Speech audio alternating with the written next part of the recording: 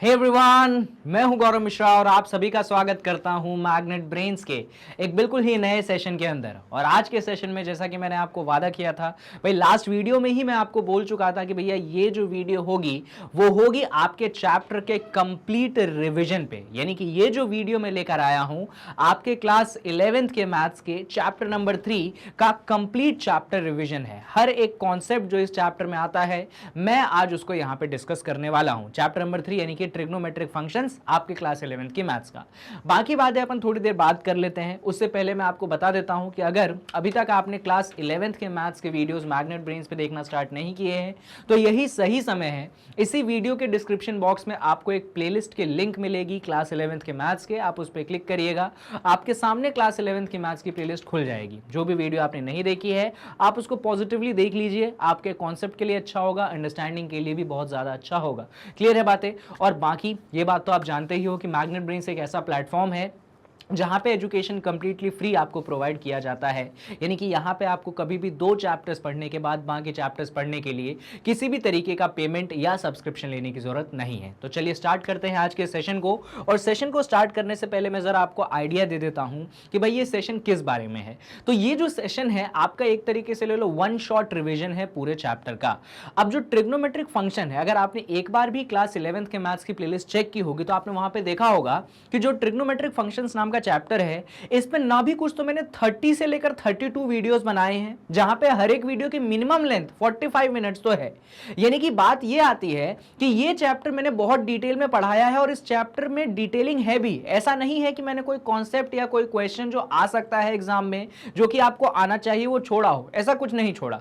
तो अब इन सारी चीजों को एक वीडियो में कवर करना तो नामुमकिन है। अगर मैं ईमानदारी से भी एक वन शॉट वीडियो बनाऊं जो पूरे चैप्टर को कवर कर ले ट्रिग्नोमेट्री को, तो ईमानदारी से उसका जो लेंथ होगा कम से कम 8 से 10 घंटे होगा, क्योंकि कंटेंट इतना है। तो मैंने सॉल्यूशन निकाला इसका कि भाई क्या तरीका हो जाए कि बच्चों को मैं शॉर्ट में सारी बातें भी बता सकूं, बच्चे सीख भी जाए और उनका टाइम वेस्ट भी ना हो। और वो शॉर्ट तरीका मैंने ये निकाला कि मैं यहां पे क्या करता हूं, मैं कॉन्सेप्चुअल वीडियो बनाता हूं। अब आप बोलोगे सर क्वेश्चंस नहीं होंगे, नहीं होंगे क्वेश्चन। तो सर हमको फायदा होगा इस वीडियो से? होगा फायदा, अगर आप मेरी कही बात ध्यान से सुनेंगे तो। कैसे सर? तो सुनिए भाई, ये जो वीडियो है वन शॉट रिवीजन जो है ये कॉन्सेप्चुअल वन शॉट रिवीजन है। यानी कि हर एक कॉन्सेप्ट जो कि आपके ट्रिग्नोमेट्रिक फंक्शन, मैं पूरे ट्रिग्नोमेट्रिक फंक्शन की बात कर रहा हूं जहां पे मैंने 30 से 32 वीडियो बनाया, तो आप सोच सकते हो कि कितना कंटेंट है इस चैप्टर में। इनफैक्ट आप अगर आर.डी. शर्मा या आर.एस. अग्रवाल या फिर कोई भी रिफ्रेशर उठा के देखो एनसीईआरटी को छोड़ के, आप रियलाइज करोगे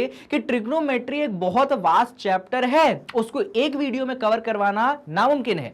तो या तो उसके क्वेश्चंस करवा दूं, और क्वेश्चंस इतने हैं कि क्या बताऊं, वो तो 15-20 घंटे की वीडियो बन जाएगी। और आप देख सकते हो कि मैंने बनाए हैं आपके लिए एक एक घंटे करके ऑलमोस्ट 30 आवर्स ऑफ ट्रिग्नोमेट्री का कंटेंट मैंने आपके लिए डाला है। बहुत बड़ी बात है बच्चों, बहुत छोटी बात नहीं है वो। तो यहां पे ये वीडियो कंटेन करता है कॉन्सेप्चुअल्स। अब ये कॉन्सेप्ट सर, तो सर हम कॉन्सेप्ट कर लेंगे तो हमसे एग्जाम में क्वेश्चन बन जाएंगे क्या? बिल्कुल भी नहीं, नहीं बनेंगे आपसे। तो सर फिर इस वीडियो देखने का कोई फायदा नहीं है? है फायदा। कैसे? तो अगर आपने अभी तक ट्रिग्नोमेट्री को कहीं ना कहीं से पढ़ा होगा, हो सकता है आपने मेरी प्लेलिस्ट से पढ़ा हो या आपने कहीं XYZ किसी भी जगह से पढ़ा हो, तो ट्रिग्नोमेट्री में जो भी चीजें आपने पढ़ी थी उन सारी चीजों को ये वीडियो रिफ्रेश कर देगा।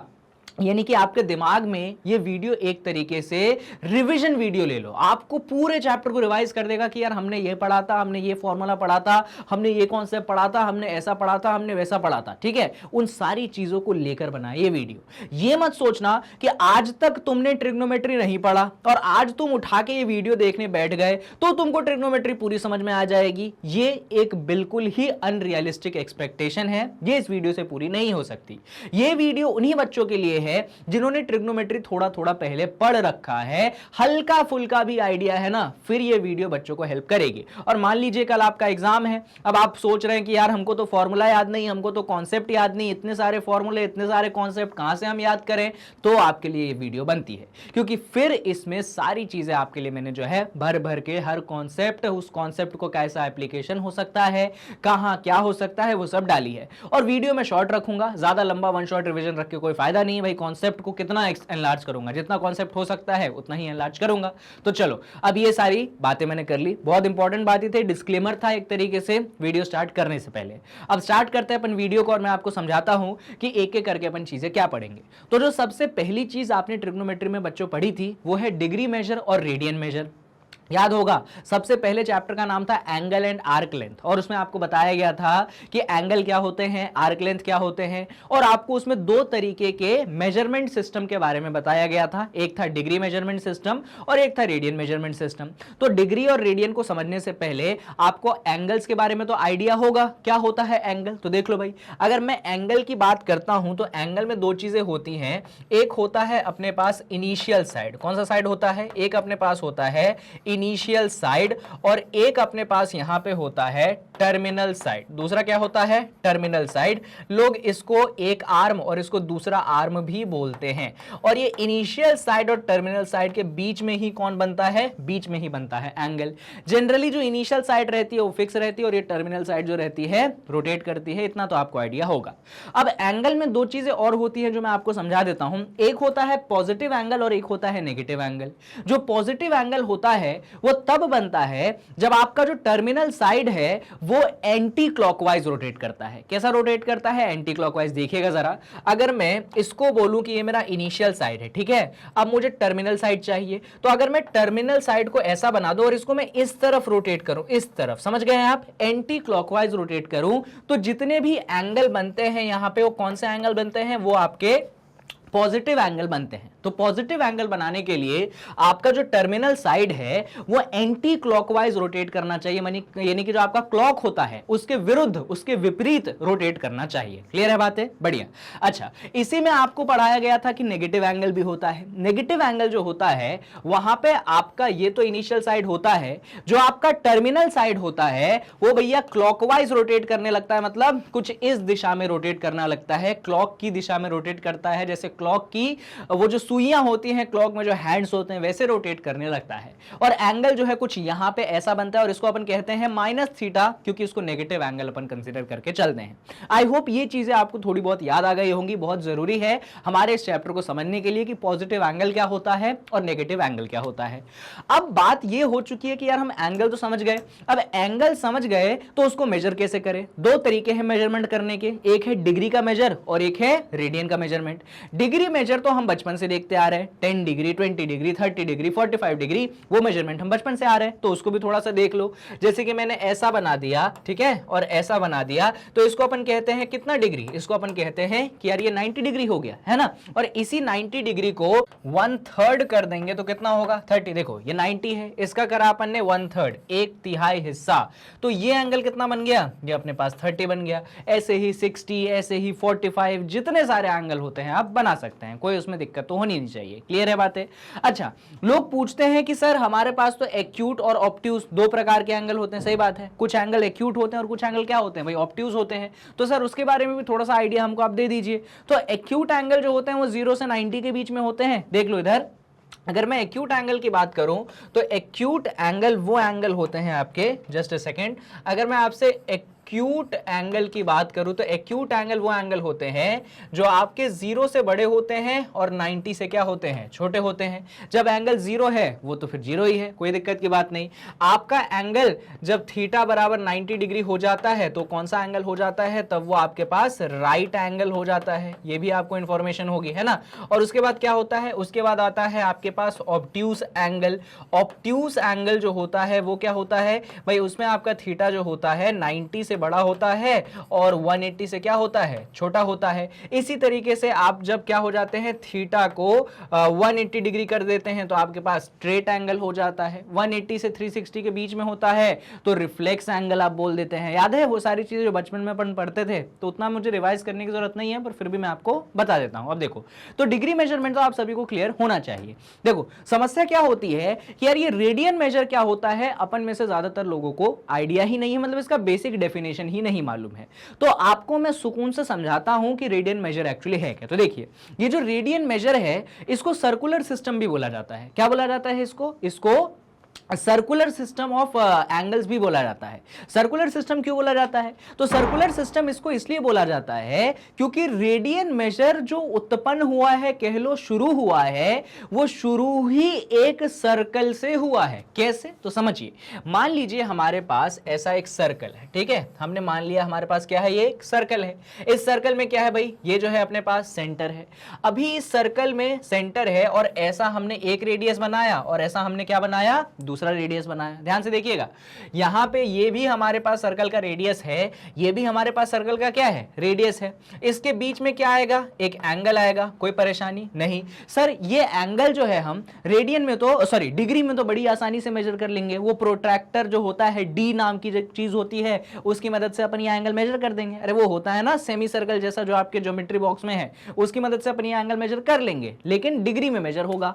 आज हमको डिग्री में नहीं चाहिए, हमको चाहिए किसमें, रेडियन में। तो अगर हमको ये एंगल चाहिए रेडियन में, तो सर इसका फॉर्मूला क्या बनता है? तो एकदम ध्यान से देखिएगा, ये मान लीजिए मेरा सेंटर है। अब देखो, सर्कल का अगर एक छोटा सा पार्ट लूं तो उसको अपन कहते हैं आर्क। क्या कहते हैं अपन उसको, आर्क। तो देखो भाई, अगर मैं इस पॉइंट का नाम दे दूं ए और अगर मैं इस पॉइंट का नाम दे दूं बी, तो ये जो ए बी बन रहा है, ये ए बी एक्चुअली कौन है, ये ए बी एक्चुअली आपके सर्कल का आर्क है। क्या है?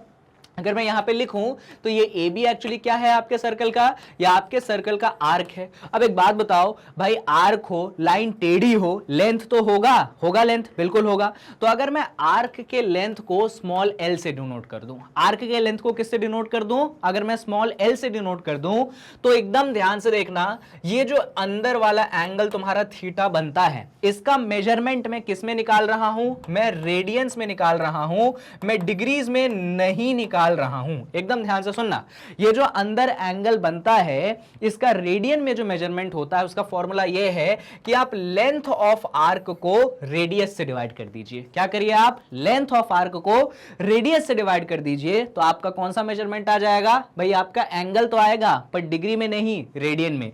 यह तरीका है एंगल को किस में निकालने का, रेडियन में निकालने का, कि लेंथ ऑफ आर्क को किससे डिवाइड करना है, आपको रेडियस से डिवाइड करना है, तब जाके एंगल आता है किसमें, आपके रेडियन में। हमेशा याद रखिएगा इस बात को, जब भी आपको रेडियन मेजर पे सोचना है तो आप length of arc divided by radius सोचिए। सर हमको रेडियस नहीं मालूम, हमको लेंथ नहीं मालूम, अरे भाई वो तुमको प्रोवाइड की जाएगी, है ना। और ऐसा नहीं होता, इस पे क्वेश्चन कम बनते हैं, इसके एप्लीकेशन पे क्वेश्चन ज्यादा बनते हैं। तो आप तो ये सीख लो कि भाई एंगल क्या हो गया रेडियन में, length of arc upon radius, ratio है लेंथ और किसका, रेडियस का। क्लियर है बातें? चलिए, ये तो अपन ने सीख लिया, इतनी कोई बड़ी परेशानी नहीं हुई।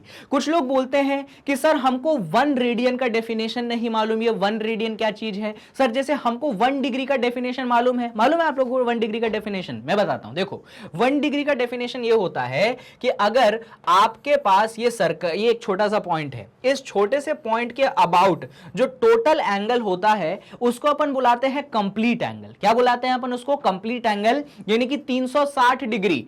उस कंप्लीट एंगल को अगर 360 पार्ट्स में डिवाइड करते हैं, कितने पार्ट्स में डिवाइड कर दे अपन, अगर उस कंप्लीट एंगल को अपन 360 पार्ट्स में डिवाइड कर दे, तो उसमें जो एक पार्ट आता है उसको अपन क्या बुलाते हैं, उसको अपन 1 डिग्री बुलाते हैं। ये चीज आपने पढ़ी है भाई, जो कंप्लीट एंगल है उसको 360 इक्वल पार्ट्स में डिवाइड करने पे जो एक कंपोनेंट आएगा, आप उसको 1 डिग्री बुलाते हैं, या आप पहले पढ़ चुके हैं, ठीक है।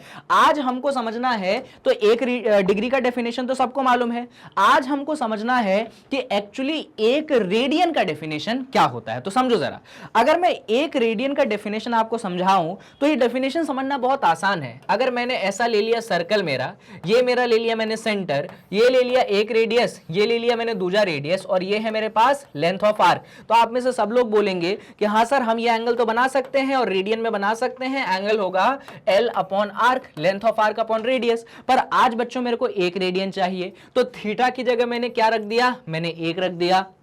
तो भैया ये हो गया L अपॉन आर, आर इस तरफ आया तो L बराबर आर आ गया। क्या भैया, L बराबर आर, यानी कि जब लेंथ ऑफ आर्क और रेडियस क्या होंगे, बराबर होंगे। जब लेंथ ऑफ आर्क और रेडियस होंगे बराबर, तब जो अंदर एंगल बनता है वो बनता है 1 रेडियन। रेडियन को दिखाने का तरीका ये होता है कि ऊपर c लिख दें आप। अगर आपको 2 रेडियन लिखना है तो 2 के ऊपर क्या लिख दें आप, c लिख दें। जनरली c को नहीं भी लिखते हैं तो भी समझ जाते हैं। कंटेक्स्ट अगर एंगल्स के रूप में बात हो रही है और डिग्री का साइन नहीं लगाया है, मतलब वो एंगल क्या है, रेडियन है। आई होप आपको 1 रेडियन का मतलब समझ आ गया कि लेंथ ऑफ आर्क जो है और रेडियस जो है क्या होनी चाहिए, सेम होनी चाहिए, तो 1 रेडियन बनता है। ये भी बड़ी बेसिक सी चीज है, इतने क्वेश्चन इस पे नहीं बनते हैं। अच्छा, यहां पे बात एक और आती है कि सर हमको आपने डिग्री मेजर समझा दिया, हमको ये समझाइए कि डिग्री और रेडियन में क्या रिलेशन है। मतलब डिग्री समझ लिए, रेडियन समझ लिए, क्या इनके बीच में कोई रिलेशन है और कैसे हम डिग्री को रेडियन में कन्वर्ट करें और हम रेडियन को डिग्री में कन्वर्ट करें, वो देख लेते हैं। चलो देखो भाई, वैसे तो प्रूव होता है, बहुत लंबा चौड़ा तो नहीं, तो बहुत छोटा ही प्रूव होता है, पर मैं प्रूफ वगैरह में नहीं जा रहा हूं, मैं डायरेक्ट फैक्चुअल चीजों पे बात करता हूं। तो देखिएगा, अगर बच्चों आप डिग्री को, किसको, अगर आप डिग्री को कन्वर्ट करना चाहते हैं रेडियंस में, अगर आप डिग्री को कन्वर्ट करना चाहते हैं रेडियंस में, तो आपको मल्टीप्लाई करना चाहिए। जो भी एंगल हो, जो भी एंगल, मान लो आपके पास है जैसे कि 30 डिग्री, ठीक है, आप इसको कन्वर्ट करना चाहते हैं रेडियन में, तो आप इसको मल्टीप्लाई करें पाई अपॉन 180 डिग्री से। किससे मल्टीप्लाई करें आप, पाई अपॉन 180 डिग्री से। और जैसे आप मल्टीप्लाई करोगे तो 30 1 जा 30, 36 जा 180, तो आपको एंगल कितना मिल गया, आपको एंगल में रेडियन मिल चुका है पाई बाय 6 रेडियन। क्या बात क्लियर है आपको? ऐसा होता है जब भी डिग्री को रेडियन में कन्वर्ट करना है तो आप उसको पाई अपॉन 180 से मल्टीप्लाई कर दो, वो रेडियन में कन्वर्ट हो जाता है, ठीक है, कोई भी एंगल। अच्छा, यहां पे कुछ बातें हैं जो मैं आपको बता देता हूं। इधर देखिए, आपको अगर एक तो डिग्री से रेडियन में बता दिया, अभी रेडियन से डिग्री में बता देता हूं, ये भी सुन लो। अगर आपको रेडियन से डिग्री में जाना है, यानी कि उल्टा जाना है, तो एक बात बताओ, जब डिग्री से रेडियन में गए थे तो पाई अपॉन 180 से मल्टीप्लाई किया था, तो जब रेडियन से डिग्री में जाओगे तो क्या कर दोगे, रेसिप्रोकल कर दोगे, यानी कि अभी मल्टीप्लाई होगा 180 डिग्री अपॉन पाई से। क्लियर है? जैसे कि मान लो आपके पास एंगल है पाई बाय 3, ठीक है, आपको इसको डिग्री में कन्वर्ट करना है, तो आप यहां पे क्या बोलोगे कि यार इसको 180 डिग्री अपॉन पाई से मल्टीप्लाई कर दे तू, तो तेरे को जो है 60 डिग्री मिल जाएगा। समझ गए बात? ऐसा होता है। तो डिग्री से रेडियन कैसे जाना है, रेडियन से डिग्री कैसे जाना है, ये तो मैंने आपको बता दिया। अब कुछ स्टैंडर्ड एंगल्स होते हैं जिनके बारे में बता देता हूं, तो आप और अच्छे से सीख जाओगे। देखो, हमेशा याद रखना, जो 2 पाई होता है, 2 पाई का मतलब होता है 360 डिग्री। 2 पाई का मतलब कितना होता है, 360 डिग्री। 2 पाई मतलब रेडियंस में, इधर मैं रेडियंस में लिखता हूं, इधर देख लो, इधर मैं यहां पे इस साइड में एंगल्स को रेडियंस में लिख रहा हूं और दूसरी साइड में एंगल्स को जो है डिग्री में लिख रहा हूं, ठीक है, एकदम ध्यान से देखना।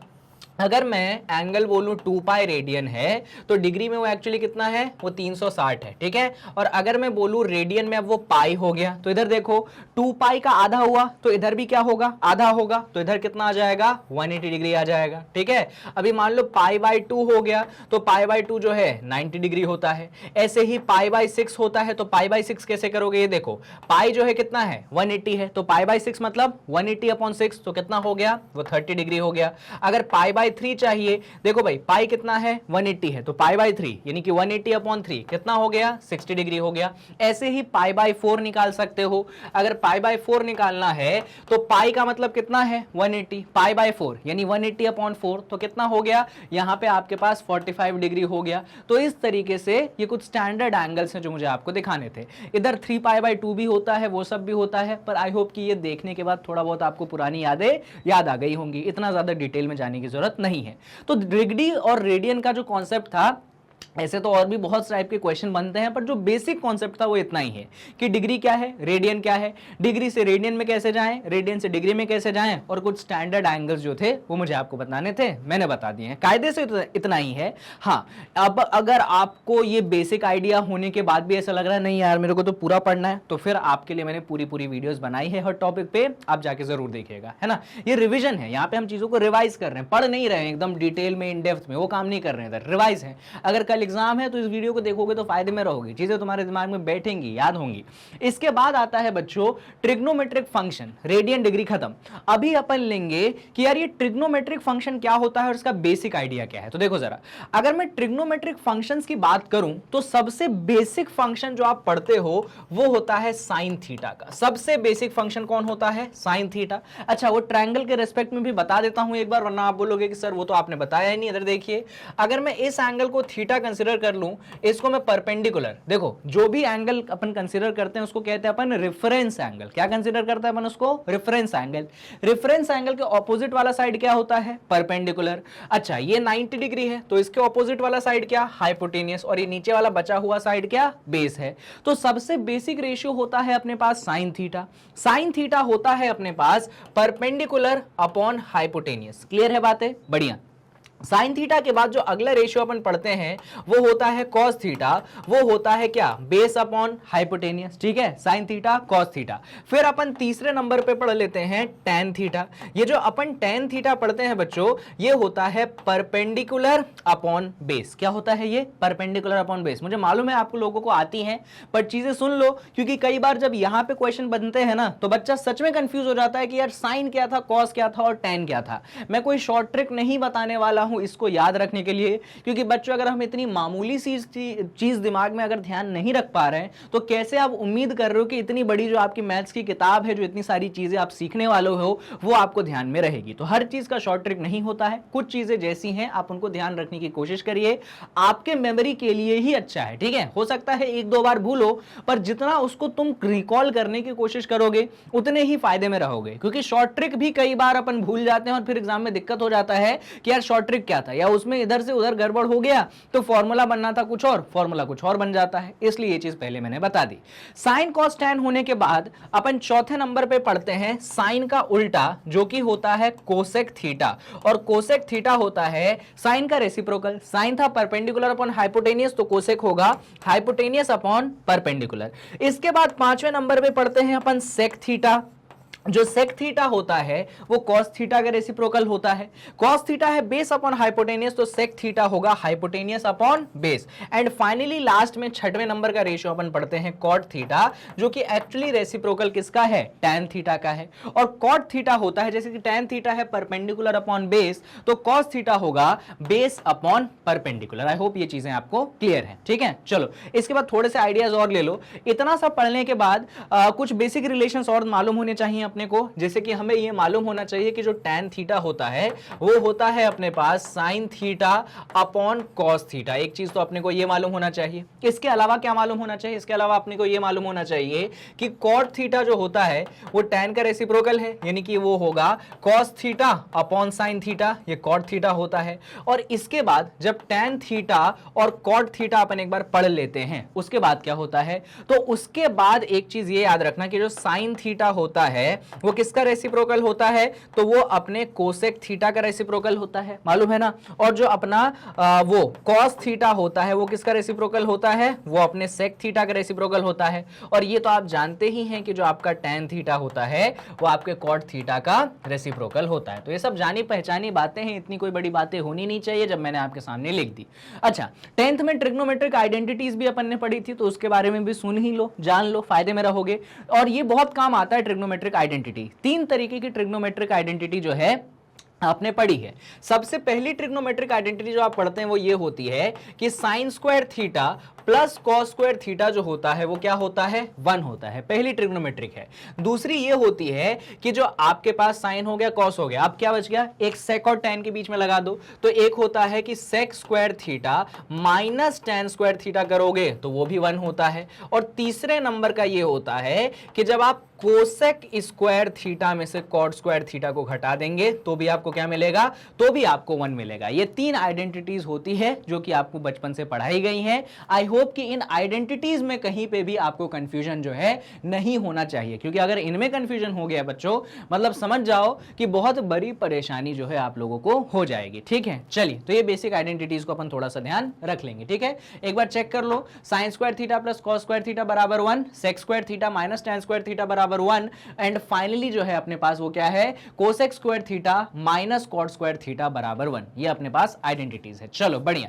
अब इन आइडेंटिटीज को पढ़ने के बाद इन आइडेंटिटीज का कुछ एप्लीकेशन भी होता है, वो भी सुन लो। इन आइडेंटिटीज का ये एप्लीकेशन, तो अगर मैं पहले वाले की बात करूं, कौन से पहले वाले की, अगर मैं sign square theta plus cos square theta बराबर 1 की बात करूं, तो सबसे पहला एप्लीकेशन ये होता है कि आप लिख सकते हैं कि जो साइन स्क्वायर थीटा होता है वो होता है 1 माइनस कॉस स्क्वायर थीटा। एक तो ये होता है। इसी के साथ में आप लिख सकते हैं कि जो कॉस स्क्वायर थीटा होता है वो होता है 1 माइनस साइन स्क्वायर थीटा। ये भी आप जरा ध्यान रखिएगा। और इसमें थोड़े से और चेंज कर दीजिएगा। जो आपके पास साइन थीटा होता है वो होता है अंडर रूट के अंदर 1 माइनस कॉस स्क्वायर थीटा। ये मैंने सॉल्व करने का तरीका आपको सिखा दिया। यहां पे एक प्लस माइनस का भी साइन लगता है। वो प्लस माइनस का साइन डिपेंड करता है कि एंगल कौन से क्वाड्रेंट में है। इसकी पढ़ाई अपन थोड़ी देर बाद करेंगे ही। सिमिलरली अगर आप इधर पढ़ते हैं तो आप लिख सकते हैं कि जो आपका कॉस थीटा होगा वो होगा अंडर रूट के अंदर 1 माइनस साइन स्क्वायर थीटा। इधर भी प्लस माइनस लगता है, वो डिपेंड करता है कि एंगल किस क्वाड्रेंट में है, वो अपन अभी थोड़ी देर बाद पढ़ेंगे। तो ये चीजों का भी एप्लीकेशन आप थोड़ा सा ध्यान रखिएगा, बहुत सारे क्वेश्चन में काम आता है। ठीक है, चलिए बढ़िया। अब ये सारी चीजें अपन ने पढ़ ली है। मतलब ट्रिग्नोमेट्री का जो 10वीं तक का लेखा जोखा था वो मैंने आपको बता दिया है ना। अभी बात आती है कि ठीक है सर 10वीं तक का तो आपने समझा दिया, अब आप ये समझाओ कि 11वीं में 10वीं से अलग क्या है। तो सुनो, 11वीं में 10वीं से अलग ये है कि 10वीं में जो ट्रिग्नोमेट्री थी वो एक्यूट एंगल के लिए थी, यानी कि 0 से लेकर कहां तक के लिए, 90 के लिए थी। अभी 11वीं में जो ट्रिग्नोमेट्री है ये सिर्फ और सिर्फ एक्यूट एंगल्स के लिए नहीं है, ये सिर्फ 0 से 90 के लिए नहीं है, ये हर एक एंगल के लिए पॉसिबल है जो कि इस दुनिया में एग्जिस्ट करता है। तो यही चीज 11वीं और 10वीं को जो है अलग करती है और मुश्किल करती है। समझ रहे हैं आप? अब मैं आपको जरा डिटेल में समझाता हूं ये मैंने क्या बोल दिया। ठीक है, एकदम ध्यान से देखना। देखो, जब अपन ने 10th में ट्रिग्नोमेट्री पढ़ी थी तब हमने वही एंगल्स के बारे में पढ़े थे। ये 0 डिग्री होता है अगर आपको मालूम हो तो, ये आपके पास 90 डिग्री होता है अगर आपके पास मालूम हो तो, ये होता है 180 डिग्री और ये होता है 270 डिग्री, और पूरा गोल घूम गए तो ये तुम आ गए कहां पे, 360 डिग्री पे। ऐसा खेल होता है। अच्छा, ये तो मैंने सारी चीजें डिग्री में लिखी, चाहो तो तुम रेडियन में भी लिख सकते हो। कैसे लिखोगे भाई? 0 डिग्री तो रेडियन में भी 0 होगा, 90 डिग्री रेडियन में पाई बाय 2 हो जाएगा, 180 डिग्री रेडियन में पाई हो जाएगा, और 270 डिग्री रेडियन में 3 पाई बाय 2 हो जाएगा, और 360 डिग्री रेडियन में 2 पाई हो जाएगा। ठीक है, तो डिग्री रेडियन सब में मैं एक ही साथ बात कर रहा हूं जिससे कंफ्यूजन न रहे। वैसे तो स्टैंडर्ड तरीका यह है कि हमेशा बातें रेडियन में की जाती है, पर ऐसा नहीं है कि अपन सिर्फ रेडियन में, डिग्री में भी मैंने बना दिया है कि कोई कंफ्यूजन ना हो आपको। देखो, जब अपन 10वीं में थे ना तो अपनी गाड़ी बस यहां से लेकर यहां में ली गई थी, मतलब 0 से 90 या कह लो 0 से पाई बाय 2, बस इतना ही अपन ने पढ़ा था 10वीं में। कभी भी अपन ने ये नहीं सोचा कि यार अंदर का एंगल 90 से बड़ा भी तो हो सकता है। यार हमने ऑब्ट्यूज भी तो पढ़ा है, तो ट्रिग्नोमेट्री में क्या ऑब्ट्यूज नहीं आ सकता, ये हमने 10वीं में नहीं सोचा। पर 11th में जब आए तो हमको ये ज्ञान प्राप्त हुआ कि यार 0 से 90 को कहते हैं अपन फर्स्ट क्वाड्रेंट, 90 से 180 को अपन कहते हैं सेकंड क्वाड्रेंट, 180 से 270 को कहते हैं अपन थर्ड क्वाड्रेंट, और 270 से 360 को अपन कहते हैं फोर्थ क्वाड्रेंट। ये 4 क्वाड्रेंट अपने पास क्या होते हैं, बन के आते हैं। और अब जो पढ़ाई होती है वो पढ़ाई इस बात पे निर्भर करती है कि एक्चुअली आपका एंगल कौन से क्वाड्रेंट में लाई करता है। अगर वो फर्स्ट क्वाड्रेंट में लाई करता है तो जितने भी ट्रिग्नोमेट्रिक रेशियो हैं, साइन है, कॉस है, टैन है, कॉट है, सेक है, कोसेक है, 6 रेशियो हैं। ये 6 के 6 रेशियोज आपको पॉजिटिव वैल्यू देते हैं। कैसे वैल्यू देते हैं? 6 के 6 रेशियोज आपको पॉजिटिव वैल्यू देते हैं जब आप पढ़ाई करते हैं कौन से क्वाड्रेंट में, फर्स्ट क्वाड्रेंट में आप पढ़ाई करते हैं। क्लियर है? और ये चीज हम 10वीं में देख चुके हैं कि यार ट्रिग्नोमेट्री रेशियो जब भी तुमने निकाला था एक्यूट एंगल के लिए तो पॉजिटिव ही आया था 0 से 90 के बीच में। हाँ, 90 पे जाने पे साइन जो होता है 1 दे देता है, कॉस 0 दे देता है, टैन नॉट डिफाइंड दे देता है, ऐसे ही सेक, कॉसेक और कॉट के लिए तुम पढ़ाई कर सकते हो। तो 90 के लिए मैं स्पेशल उतना आप पे स्ट्रेस नहीं कर रहा हूं, मैं स्ट्रेस कर रहा हूं कि अलग अलग क्वाड्रेंट में क्या खेल है। जैसे कि फर्स्ट क्वाड्रेंट की अगर मैं खेल की बात करूं तो 0 से 90 यानी कि एक्यूट एंगल की बात करूं तो यहां पे सब के सब क्या होते हैं, पॉजिटिव होते हैं। तो आपको एक बात याद आ गई होगी, आप कहा करते थे ऑल पॉजिटिव। क्या कहते थे भैया कि फर्स्ट क्वाड्रेंट में सब के सब पॉजिटिव, साइन कॉस टैन सब ने क्या दिया, पॉजिटिव दिया। जब आप सेकंड क्वाड्रेंट में आए बच्चों, देखो इसका वैसे प्रूफ भी होता है कि क्यों सब पॉजिटिव, क्यों सब नेगेटिव, मैं उतने डिटेल में नहीं जाऊंगा क्योंकि ये चीज अगर ध्यान रह गई तो फायदे में है, वो डिटेलिंग से फायदे में नहीं है अपन, अभी वो समय नहीं है, ठीक है। अगर अपन सेकंड क्वाड्रेंट में घुसे, जब अपन सेकंड क्वाड्रेंट में घुसते हैं बच्चों, तो सेकंड क्वाड्रेंट में सिर्फ साइन पॉजिटिव है, और साइन का उल्टा कौन होता है? साइन का उल्टा होता है कोसेक। यही दोनों भाई साहब पॉजिटिव हैं, याद रखिएगा। जब आप सेकंड क्वाड्रेंट की बात करेंगे तो सिर्फ साइन और उसका रेसिप्रोकल कोसेक, सिर्फ वही दोनों पॉजिटिव रहेंगे, और बाकी जो चार रेशियोज हैं, बाकी चार रेशियोज कौन? टैन, कॉट, सेक, कोसेक, वो चारों नहीं, टैन, कॉट, सेक, कोसेक गलत बोल दिया, कोसेक तो पॉजिटिव है। टैन, कॉट, कॉस और सेक, ये जो चार रेशियोज हैं वो क्या रहेंगे? वो आपके नेगेटिव रहेंगे। तो भैया सेकंड क्वाड्रेंट में ये दोनों पॉजिटिव, इसके अलावा बाकी चारों के चारों क्या हो जाएंगे? वो बाकी के चारों नेगेटिव हो जाएंगे। तो अपन यहां पे लिखते थे कि यार देखो, साइन जो है एस से शुरू होता है, तो यहां पे एस को तुम है स्टूडेंट से दिखा दो। किससे दिखा दो? स्टूडेंट्स, यानी कि स्टूडेंट्स का जो एस है, उस एस से साइन और साइन का उल्टा कोसेक, वो क्या होंगे? पॉजिटिव होंगे सेकंड क्वाड्रेंट में।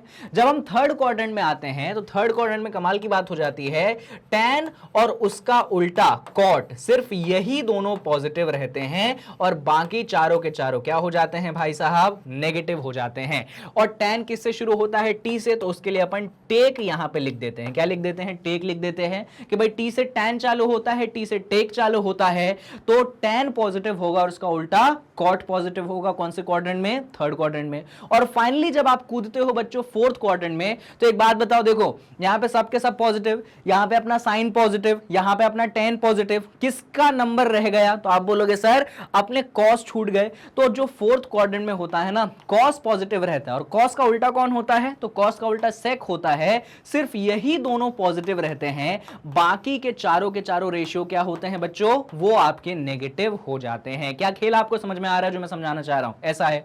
और क्योंकि कोसेक सी से चालू होता है और सी से कॉफी भी होता है, तो कोसेक बोल रहा हूं, कॉस सी से चालू होता है और सी से कॉफी भी होता है, तो यहां पे अपन कॉफी से दिखाते हैं। और याद रखने के लिए कुछ ऐसा मिल जाता है, ऑल स्टूडेंट्स टेक कॉफी। क्या मिल गया अपने को?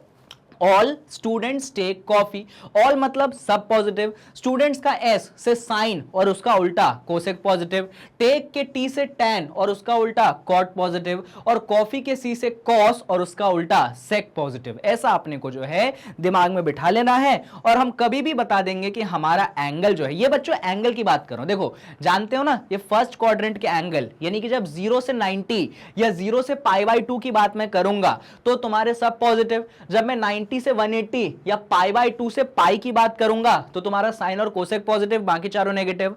और जब मैं पाई से 3π/2 या 180 से 270 की बात करूंगा तो तुम्हारा टैन कॉट पॉजिटिव, बाकी के चारों नेगेटिव। और फाइनली जब मैं 270 से 360 की बात करूंगा, या मैं जब 3π/2 से 2π की बात करूंगा, तो कॉफी के सी से कॉस और सेक पॉजिटिव, बाकी के चारों क्या? नेगेटिव। तो इस प्रकार से आप अपने दिमाग में चीजों को थोड़ा सा बिठा सकते हैं। अच्छा, आप में से कुछ समझदार बच्चे होंगे, वो बोलेंगे सर हमेशा 360 तक ही एंगल थोड़ी होता है, 360 के आगे भी एंगल होता है। बिल्कुल सही बात है, मतलब 360 में तो आप एक चक्कर काट लिए, उसके आगे भी एंगल आप क्या करते हैं? बढ़ाते थे। तो उसको भी अपन क्या करते थे भाई, जितना भी एंगल है आप आइडेंटिफाई करो कि वो किस क्वाड्रेंट में है ना। आप तो ये देखो, ये मत देखो कि कितना एंगल है, ये देखो कि जितना भी एंगल है भाई, किसी भी एंगल में एक होगा इनिशियल साइड, एक होगा टर्मिनल साइड, तो जितना भी एंगल है, ना जाने कितना एंगल हो, आप तो ये फोकस करो कि उसका टर्मिनल साइड कौन से क्वाड्रेंट में लाई करता है, फर्स्ट में लाई करता है, सेकंड में कि थर्ड में कि फोर्थ में।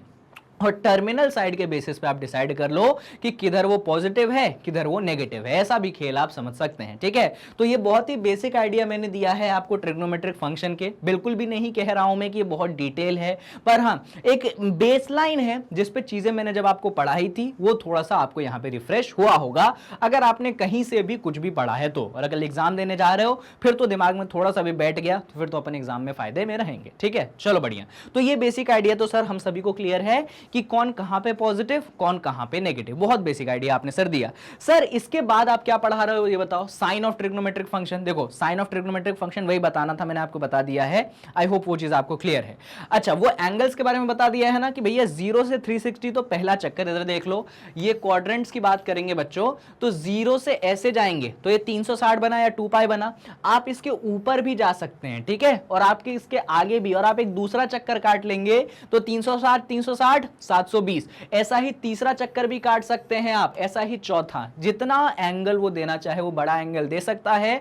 आपको तो बस ये सोचना है कि वो एंगल जाके रुका कैसे। देखो जैसे ये एंगल रुका कहां पे, कौन से क्वाड्रेंट में रुका भाई, फर्स्ट क्वाड्रेंट में रुका, तो जो फर्स्ट क्वाड्रेंट के लिए कॉन्सेप्ट था तुम यहां पे लगा लोगे। तो पूरा खेल है कॉन्सेप्ट को समझने का, और इसी कॉन्सेप्ट को अपन समझ रहे हैं। अगर कॉन्सेप्ट अपन ने समझ ही लिया है, ट्रिग्नोमेट्रिक फंक्शंस अपन ने समझ लिए कि 6 होते हैं, 6 के बारे में सर ने पढ़ा दिया। सर दुनिया में कोई अगर फंक्शन है तो उसका सर डोमेन है और उसका सर रेंज है, तो जरा सर हमें यह भी बता दीजिए कि फंक्शन का डोमेन और रेंज क्या होता है। सारे फंक्शंस का नहीं, जितने भी ट्रिग्नोमेट्रिक फंक्शंस हैं उनका सर जरा आप हमें डोमेन और रेंज के बारे में आइडिया दे दीजिए। देखो शुरुआत करते हैं अपन साइन थीटा से, तो मतलब अपना ट्रिग्नोमेट्रिक फंक्शन साइन थीटा, ठीक है। तो अगर हम साइन थीटा फंक्शन की बात करते हैं, और मैं ऐसा करूंगा कि मैं आपको फंक्शन का डोमेन रेंज बताऊंगा और लगे हाथों वहां पे फंक्शन का ग्राफ भी बना दूंगा, ठीक है, जिससे डोमेन रेंज और ग्राफ तीनों जगह इकट्ठा होके आपके दिमाग में सामने आ जाए। तो अगर मैं साइन थीटा की बात करता हूं, तो साइन थीटा जो फंक्शन होता है, इसमें डोमेन का मतलब होता है कि कौन सी वैल्यूज आप इनपुट कर सकते हो, यानी कि कौन से थीटा आप साइन के अंदर डाल सकते हो। तो उसमें कोई कमी नहीं है, उसमें कोई दिक्कत नहीं, आप कोई सा भी एंगल डाल सकते हैं। तो डोमेन जो होता है वो होता है आपका ऑल रियल नंबर। अगर मैं इसको साइन थीटा की जगह पे फंक्शन है तो फंक्शन एक्स में लगे तो अच्छा है। अगर मैं साइन एक्स बोल दूं तो डोमेन की अगर मैं बात करूं तो X belongs to real number. जितने भी रियल नंबर्स हैं रेडियन में, रियल नंबर बोलने का मतलब रेडियन वाले एंगल जितने भी हैं वो सब के सब इसके अंदर आ जाएंगे, और साइन जो है अपना काम करेगा, उस पर कुछ ना कुछ वैल्यू आपको जरूर देगा। तो कोई रेस्ट्रिक्शन नहीं है, बहुत आसान है याद करना। अगर मैं साइन एक्स की रेंज की बात करूं, रेंज मतलब भाई फंक्शन की वैल्यू कहां से कहां तक होगी, तो जो साइन फंक्शन है, इस साइन फंक्शन की जो मिनिमम वैल्यू होती है वो होती है -1, यानी कि ये फंक्शन जो है हमेशा या तो -1 के बराबर होगा या उससे बड़ा होगा, और ये हमेशा 1 से छोटा होगा या उसके बराबर होगा। तो डोमेन आपके सामने है, x belongs to real number, और रेंज जो होता है -1 से 1 के बीच में ही होता है, किसका, साइन फंक्शन का। अब बात ये आती है कि सर आप साइन फंक्शन का ग्राफ कैसे बनाएंगे। तो अगर मैं साइन फंक्शन की ग्राफ बनाने की कोशिश आपके सामने करूं तो जरा ध्यान से देखिएगा। तो सबसे पहला सवाल आता है कि सर फंक्शन किसके बीच में रहेगा। तो देखो पहले तो डोमेन सारे रियल नंबर है, यानी कि पूरे एक्स एक्सिस के लिए कुछ ना कुछ आपको ये देगा इनपुट, ठीक है। किसी भी एक्स एक्सिस पे कोई भी ब्रेकिंग पॉइंट नहीं आएगा, कोई डिसकंटिन्यूअस पॉइंट नहीं आएगा। हाँ, उसकी वैल्यू जरूर लिमिटेड रहेगी -1 और 1 के बीच में। तो अगर मैं ये वाली लाइन बोल दूं कि यार ये वाली लाइन जो है मेरी -1 की है, और ये वाली लाइन अगर बोल दूं कि ये वाली लाइन जो है मेरी +1 की है, तो मेरा फंक्शन इसी के बीच में रहेगा, ठीक है। अब कैसे बनाओगे तो वो सुन लो। अगर साइन फंक्शन के बारे में थोड़ा सा भी आइडिया है तो साइन फंक्शन 0 पे 0 देता है, ये आपको मालूम होगा, और साइन फंक्शन π/2 पे कितना देता है, 1। π/2 मतलब 90 डिग्री पे कितना देता है, 1 देता है। अब देखो 1 के ऊपर तो फंक्शन जा नहीं सकता, यानी कि उसको कहां आना पड़ेगा, नीचे आना पड़ेगा। तो ऐसे ही अगर साइन में अगर पाई डालोगे तो पाई पे क्या देता है, साइन फंक्शन 0 देता है। यानी कि इन पॉइंट्स को अगर आप ऐड करोगे तो ये ऐड अप होके कुछ ऐसे बनता है। ऐसा एक प्रॉपर जो है पैराबोला कह लो, एक कर्व बनता है, प्रॉपर कर्व बनता है। अब देखो तुम पाई पे आ गए, आंसर तुमको 0 मिल गया। आगे क्या, तो भाई पाई के बाद आता है तुम्हारे पास 3π/2, समझ रहे हो, और 3π/2 पे जो तुम्हारा साइन फंक्शन है वो -1 देता है। भाई अब 0 के नीचे कहां, -1 तक जाओगे तो तुम यहां तक आ गए, बड़ी अच्छी बात है। अब क्या करोगे, तो 3π/2 पे -1, भाई -1 से नीचे तो तुम गिर नहीं सकते, क्योंकि साइन फंक्शन जो है -1 से नीचे गिरेगा नहीं, यानी कि फंक्शन अब ऊपर उठेगा।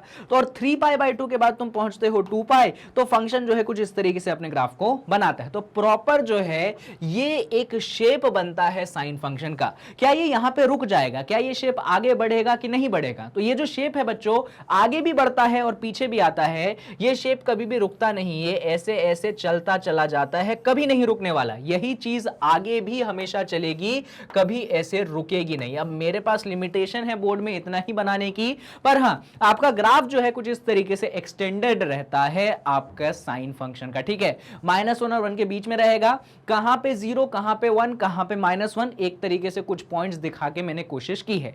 यहां पे इस फंक्शन के टाइम पीरियड वगैरह की भी बात होती है। अगर आपको डिटेल में ग्राफ पढ़ने हैं साइन फंक्शन के, कोई भी ट्रिग्नोमेट्रिक फंक्शन के, तो मैंने ट्रिग्नोमेट्री के 6 फंक्शन पे एक डिटेल ग्राफ का वीडियो बनाया है। बच्चों वो ग्राफ का वीडियो इतना डिटेल्ड है कि 6 ग्राफ होते हैं, हर एक ग्राफ को मैंने अप्रोक्सीमेटली आधे से 25 मिनट के अंदर पढ़ाया, आधे घंटे से 25 मिनट के अंदर पढ़ाया है। कुछ 2.5 घंटे की वीडियो है, पर अगर आप उस वीडियो को देख लेते हैं, इसी प्लेलिस्ट में मिलेगी जिसका मैंने आपको जिक्र किया था, अगर आप उस प्लेलिस्ट को देख लेते हैं, उस पर्टिकुलर वीडियो को देख लेते हैं, तो ट्रिग्नोमेट्रिक फंक्शन पे अगर ग्राफ से कोई क्वेश्चन आता है तो इतनी मेरी गारंटी है कि वो 2.5 घंटे की वीडियो देखने के बाद आपसे वो क्वेश्चन छूट नहीं सकता। ये गारंटी, मैंने हर चीज डिस्कस की है कि ऐसा क्यों, ग्राफ का शेप ऐसा क्यों, ग्राफ यूं ही क्यों गया, यूं क्यों नहीं गया, हर चीज वहां पे मैंने एकदम डेप्थ में आप लोगों के लिए डिस्कस की है। तो एक बार जाके उसको जरूर वीडियो को चेकआउट करिएगा, ठीक है। बढ़िया वीडियो देख लिए तो फिर तो ये ग्राफ आपके लिए बहुत मामूली होगा। तो इस तरीके से sin x का कुछ ग्राफ जो है बनता है।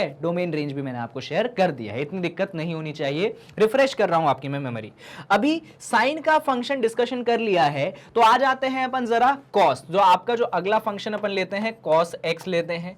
अगर मैं इसमें भी डोमेन की आपसे बात करूं तो जैसे साइन में सारे के सारे रियल नंबर थे, इसका भी डोमेन जो होता है उसमें जो x होता है ये सारे के सारे रियल नंबर हो सकते हैं, कोई लिमिटेशन नहीं है, ठीक है। और जैसे साइन का रेंज था ना -1 से +1, वैसे ही कॉस का भी रेंज होता है बच्चों, और वो रेंज भी होता है आपका, यानी कि जो कॉस फंक्शन है वो भी -1 से बड़ा है या उसके बराबर होगा, और +1 से छोटा या उसके बराबर होगा। तो ये साइन और कॉस का जो है डोमेन और रेंज मैंने आपके सामने प्रेजेंट किया। I hope this is clear to you.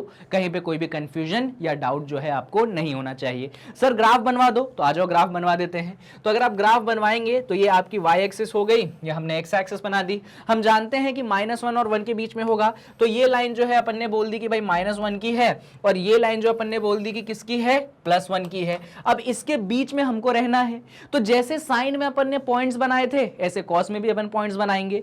जो साइन फंक्शन होता था वो 0 पे 0 देता था, जो कॉस फंक्शन होता है वो 0 पे एक्चुअली आपका +1 देता है। समझ रहे हैं आप बात? जो कॉस फंक्शन होता है वो 0 पे क्या देता है, एक्चुअली आपका +1 देता है।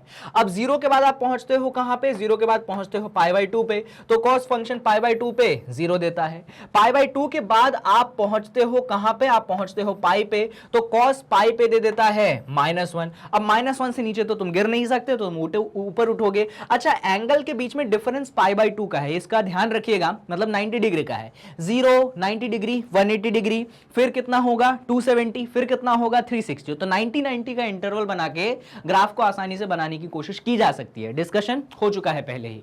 पाई के बाद आपका अगला एंगल जो आता है वो आता है 3π/2। भाई 3π/2 यानी कि 270 डिग्री पे कॉस क्या दे देता है, 0 दे देता है। ऐसे ही जब आप 2π पे पहुंचते हैं तो उस पे कॉस जो है आपको वापस से +1 दे देता है।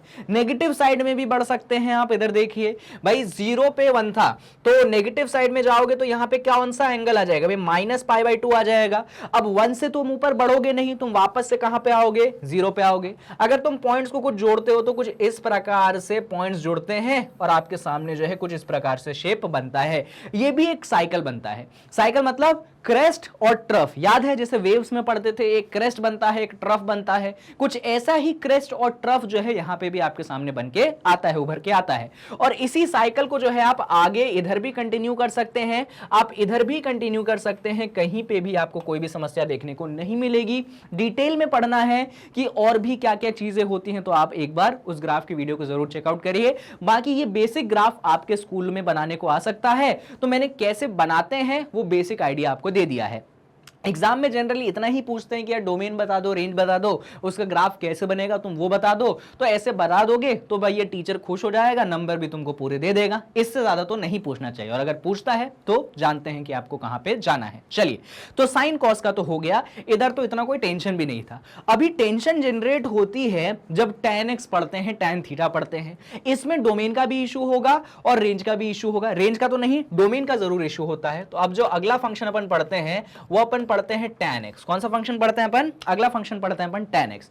तो अगर मैं tan x फंक्शन की बात आपसे करता हूं तो सबसे पहले मैं इसके डोमेन की बात कर लेता हूं। तो सुनिएगा, डोमेन जो है ना बड़ा ही खास है। अगर मैं tan x फंक्शन की बात करूं तो वो होता है sin x upon cos x। सही बात है भैया, एक न्यूमरेटर है और एक डिनोमिनेटर है। एक बात बताओ, क्या ये जो tan है बेसिकली क्या है? एक फ्रैक्शन है, sin अपॉन cos। क्या डिनोमिनेटर यानी क्या cos x कभी भी जीरो हो सकता है? तो आप बोलोगे सर नहीं, जो डिनोमिनेटर cos x है वो कभी भी जीरो नहीं हो सकता, क्योंकि फ्रैक्शन में डिनोमिनेटर अगर जीरो हो गया फिर तो नॉट डिफाइंड हो जाएगा। यानी कि अगर मैं यहां पे डोमेन की बात करूं, यानी कि मैं x की बात करूं कि कौन कौन सी वैल्यूज डाल सकता हूं, तो मैं वो वैल्यू कभी नहीं डाल पाऊंगा जिस पे मेरा cos क्या दे दे? जीरो दे दे। क्यों नहीं डाल पाऊंगा यार? अगर तुमने वो x की वो वैल्यू डाल दी जिस पे तुम्हारा cos जीरो हो गया तो तुम्हारा डिनोमिनेटर क्या हो जाएगा? जीरो। और तुम्हारा डिनोमिनेटर जीरो हो गया तो फ्रैक्शन क्या हो जाएगा? Not defined. तो ये बात आपको ध्यान रखनी है। यानी कि आप जो तब से साइन और कॉस में domain x belong to real number लिख रहे थे, आज वो नहीं लिख पाओगे। रियल नंबर में से कुछ ऐसे नंबर होंगे जो अपने को हटाने पड़ेंगे। कौन से नंबर हटाने पड़ेंगे? तो हमको वो नंबर हटाने पड़ेंगे जहां पे कॉस जो है जीरो देता है। भाई कॉस जीरो कहां देता है? तो कॉस जीरो देता है पाई बाय 2 के ऑड मल्टीपल्स पे। किस पे जीरो देता है कॉस? पाई बाय 2 के ऑड मल्टीपल पे। पाई बाय 2 के ऑड मल्टीपल पे मतलब पाई बाय 2 के ऑड मल्टीपल से मतलब ये है कि कॉस जीरो कब कब देगा, इधर मैं आपको बता देता हूं। कॉस जीरो यानी कि डिनोमिनेटर जीरो तब तब देगा जब आपका x होगा पाई बाय 2, जब आपका x होगा 3 पाई बाय 2, जब आपका x होगा 5 पाई बाय 2। जब ऐसे एंगल्स आते हैं ना आपके x में तब कॉस जीरो देता है। और क्या हमको ये एंगल चाहिए? नो, हमको ये एंगल नहीं चाहिए, क्योंकि अगर ये एंगल हमें मिल गए फिर तो यार डिनोमिनेटर जीरो हो जाएगा। यानी कि डोमेन में आप लिखोगे कि आप ऐसे तो x में सारे रियल नंबर रख सकते हो, कोई परेशानी नहीं है, पर उनको हटा दो जो कि पाई बाय 2 के क्या है? ऑड मल्टीपल है। यार यूक्लिड्स डिवीजन लेमा पढ़ते थे अपन 10वीं में, जहां पे हमने सीखा था कि ऑड नंबर्स को दिखाने का तरीका होता है 2n+1। क्या होता है ऑड नंबर को दिखाने का तरीका? 2n+1। तो हम क्या क्या हटाए, कैसे कैसे हटाए, ऐसे गिनते गिनते तो हालत खराब हो जाएगी। दुनिया में कितने odd multiples of pi by 2 हैं, क्या करें? तो इसलिए हम लिखते हैं कि डोमेन में सारे रियल नंबर आ जाएंगे, लेकिन हम हटा देंगे 2n+1 पाई बाय 2 को। किसको हटा देंगे हम? 2n+1 पाई बाय 2 को हटा देंगे। 2n+1 पाई बाय 2 को हटाने से मतलब यह है कि जो पाई बाय 2 के ऑड मल्टीपल हैं उनको हमने रफा दफा कर दिया, वो हमें नहीं चाहिए, वो हमें नहीं चाहिए। अच्छा, एक और बात मैं आपसे यहां पे करना चाहूंगा कि जो ऑड मल्टीपल्स हैं ये सिर्फ पॉजिटिव वाले ये भी नहीं चाहिए। अगर मैं नेगेटिव की बात करूं -π/2, मैं बात करूं -3π/2, मैं बात करूं -5π/2, मेरे को यह एंगल भी नहीं चाहिए। भाई नेगेटिव हो या पॉजिटिव हो, कॉस नीचे क्या देगा? जीरो देगा। और क्या चाहिए? क्या नहीं चाहिए। यानी कि जितने भी पॉजिटिव हैं वो भी गए, जितने नेगेटिव हैं वो भी गए, और उन सबको टेक केयर कर लेगा ये जो मैंने लिखा है ना 2n+1 π/2। अरे कैसे टेक केयर कर लेगा भाई? तो जो n है तुम्हारा कौन है? इंटीजर है। तो इसमें कोई सा मन मर्जी इंटीजर डाल दो, तुम जीरो डाल दो, तुम प्लस के इंटीजर डाल दो, तुम नेगेटिव के इंटीजर डाल दो, वो सारे एंगल हटते जाएंगे जो तुमको चाहिए नहीं, और तुम्हें वही मिलेंगे जो तुमको चाहिए। समझ गए किसको हटाना है? Odd multiples of pi by 2 को जो है रफू चक्कर करना है। ठीक है, बहुत आसान है ये तो सर, आपने पढ़ा दिया। सर डोमेन की बात आपने कर ही ली, तो सर जरा रेंज की बात कर दो। किसकी बात कर दो सर? रेंज की बात कर दो। तो अगर मैं रेंज की बात करूं तो रेंज होता है tan फंक्शन का सारे रियल नंबर, मतलब ऐसा कोई लिमिटेशन नहीं। देखो साइन और कॉस में डोमेन पे लिमिटेशन नहीं थी, रेंज पे लिमिटेशन थी, लेकिन tan फंक्शन ऐसा फंक्शन है जहां पे डोमेन पे लिमिटेशन है। अब यार तुमने एक को रोका तो दूसरे को तो आजादी देनी पड़ेगी। तुमने किसको रोका? तुमने डोमेन को रोका, तो आजादी किसको दोगे? रेंज को। यानी कि अब इस बार जो रेंज है ना वो सारे के सारे रियल नंबर हो जाएगा। उधर साइन कॉस में क्या था? डोमेन आजाद था, डोमेन सारे के सारे रियल नंबर था, और रेंज जो था वो रिस्ट्रिक्टेड था -1 से +1 में। लेकिन जब तुम पढ़ाई करते हो tan की, यहां पे जो तुम्हारा डोमेन होता है वो रिस्ट्रिक्टेड है, लेकिन जो तुम्हारा रेंज होता है ये आजाद है, यानी कि अगर मैं tan की रेंज की बात करूं तो वहां पे मेरा जो tan x फंक्शन है ये सारे के सारे रियल नंबर ले सकता है, यानी कि मैं ये भी कह सकता हूं कि मेरा जो tan फंक्शन है माइनस इंफिनिटी से प्लस इंफिनिटी के बीच में सारी की सारी वैल्यूज अटेन कर सकता है। क्या ये चीज आप लोगों को क्लियर हुई, ये बताइए मुझे। क्लियर है, बढ़िया। तो मैंने आपसे डिस्कशन कर दिया कि डोमेन क्या होता है, मैंने आपसे डिस्कशन कर दिया रेंज क्या होता है, पर सर आपने तो हमें ग्राफ नहीं बताया, तो चलिए ग्राफ भी जरा आपको यहां पे बता देते हैं। तो अगर आप tan का ग्राफ बनाना चाहते हैं तो पहले तो आप देखो डोमेन में प्रॉब्लम है। क्या प्रॉब्लम है यार? ऐसे कुछ पॉइंट्स हैं जो नहीं चाहिए। जो पॉइंट्स अपन को नहीं चाहिए होते हैं एक्स एक्सिस पे, वहां पे अपना फंक्शन हो जाता है डिसकंटीन्यूअस या ब्रेक आ जाता है। क्या आ जाता है अपने फंक्शन में? ब्रेक आ जाता है। देखो जैसे कि साइन का ग्राफ बनाया, कॉस का ग्राफ बनाया, ऐसा कोई पॉइंट नहीं आया जहां पे फंक्शन मेरा क्या था? टूटा था। जहां पे मेरा फंक्शन क्या नहीं था? टूटा था।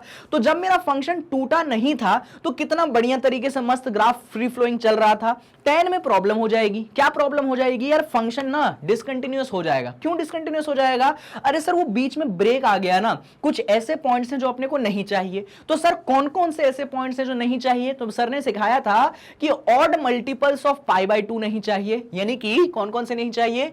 π/2 नहीं चाहिए, जस्ट अ सेकेंड, π/2 नहीं चाहिए हमको, 3π/2 नहीं चाहिए हमको, 5π/2 नहीं चाहिए हमको, ये सब नहीं चाहिए। अच्छा नेगेटिव में भी सर? हाँ नेगेटिव में बिल्कुल, हमको -π/2 नहीं चाहिए, हमको -3π/2 नहीं चाहिए, हमको -5π/2 नहीं चाहिए, हमको ये भी नहीं चाहिए। तो हमको चाहिए क्या? तो देखो जरा, उसके लिए अपन क्या करते हैं, पहले ग्राफ ऐसे बनाते हैं। ये अपन ने क्या किया, अपना x एक्सिस और अपना y एक्सिस जो है बना दिया। ये x हो गया, ये कौन हो गया? ये अपने पास अपना मस्त y एक्सिस हो गया। ठीक है सर, हो गया, अच्छी बात है, समझ में भी आ गया। अब क्या, तो पहले उन पॉइंट्स को बनाओ जो नहीं चाहिए। तो ठीक है सर, जीरो चाहिए? हाँ जीरो तो चाहिए। जीरो पे कहां दिक्कत कर रहा है? चाहिए। हमको π/2 नहीं चाहिए। ठीक है नहीं चाहिए। और कौन सा नहीं चाहिए? सर हमको 3π/2 भी नहीं चाहिए। ठीक है भाई नहीं चाहिए। और कौन सा नहीं चाहिए? तो सर हमको ये 5π/2 भी नहीं चाहिए। ठीक है भाई नहीं चाहिए। अब इतना ज्यादा उधर बात नहीं करते हैं, थोड़ा नेगेटिव में भी बना लो। हमको और क्या नहीं चाहिए? सर हमको ये -π/2 भी नहीं चाहिए, ये भी हमको नहीं चाहिए। हमको सर नेगेटिव में -3π/2 भी नहीं चाहिए और हमको -5π/2 भी नहीं चाहिए। ठीक है, जो जो नहीं चाहिए उधर बनेगा एक डॉटेड लाइन। जो जो नहीं चाहिए उधर क्या बनेगा? एक डॉटेड लाइन। ऐसे अपन ने क्या बना लिया? Dotted line. ये डॉटेड लाइन क्या दिखाता है बच्चों? डॉटेड लाइन ये दिखाता है कि अपना जो ग्राफ है इन पॉइंट्स पे कुछ भी वैल्यू नहीं देगा। अपना जो ग्राफ है इन पॉइंट्स पे क्या हो जाएगा? डिसकंटिन्यूअस हो जाएगा। अपने ग्राफ में आ जाएगा ब्रेकेज। क्या आ जाएगा अपने ग्राफ में? ब्रेकेज। बहुत अच्छी बात है, चलो बढ़िया। अच्छा सर, सर जरा tan फंक्शन के बारे में हमको जानकारी दो। तो भाई tan फंक्शन में अगर तुम जीरो पुट करते हो तो तुमको कितना आंसर मिलता है? तुमको जीरो मिलता है। जैसे जैसे तुम जीरो से π/2, ये कौन सा पॉइंट है? ये तुम्हारा π/2 है ना, जीरो पुट किए तो तुमको क्या मिला? जीरो। यहां पे कहीं π/4 आता है ना, 45 डिग्री आता है, उस पे कितना मिलेगा तुमको? 1 मिलेगा। यानी देखो वैल्यू क्या हो रही है? वैल्यू क्या हो रही है? बढ़ रही है। जीरो पे तुमको जीरो मिला, π/4 यानी 45 डिग्री पे तुमको 1 मिला। ऐसे ही तुम एंगल बढ़ाते जाओगे, वैल्यू क्या होती जाएगी? बढ़ती जाएगी। और अगर गलती से tan के अंदर तुमने π/2 डाल दिया तो डिनोमिनेटर क्या हो गया? नॉट डिफाइंड, मतलब डिनोमिनेटर हो गया जीरो। डिनोमिनेटर अगर जीरो बनने लगता है तो फंक्शन कहां कूद जाता है? तो सर फंक्शन कूद जाता है इंफिनिटी की तरफ। याद है जब अपन वो स्टैंडर्ड ट्रिग्नोमेट्री की टेबल बनाते थे तो अपन लिखते थे कि यार tan 90 डिग्री या tan π/2 जो है वो नॉट डिफाइंड है, और ऑब्लिक में इंफिनिटी भी कई बार अपन लिखते थे। वो इंफिनिटी का मतलब ये होता था कि तुम्हारा फंक्शन शूट कर जाएगा। शूट कर जाएगा मतलब एकदम एक्सपोनेंशियल ग्रोथ, ये यूं भागा फंक्शन। वही कुछ खेल यहां पे होने वाला है। अगर तुमने tan के अंदर π/2 डाला ना, फंक्शन की वैल्यू डायरेक्ट शूट कर गई प्लस इंफिनिटी पर। यहां पे देख भी सकते हो, जीरो पे जीरो मिला, π/4 यानी 45 डिग्री पे 1 मिला।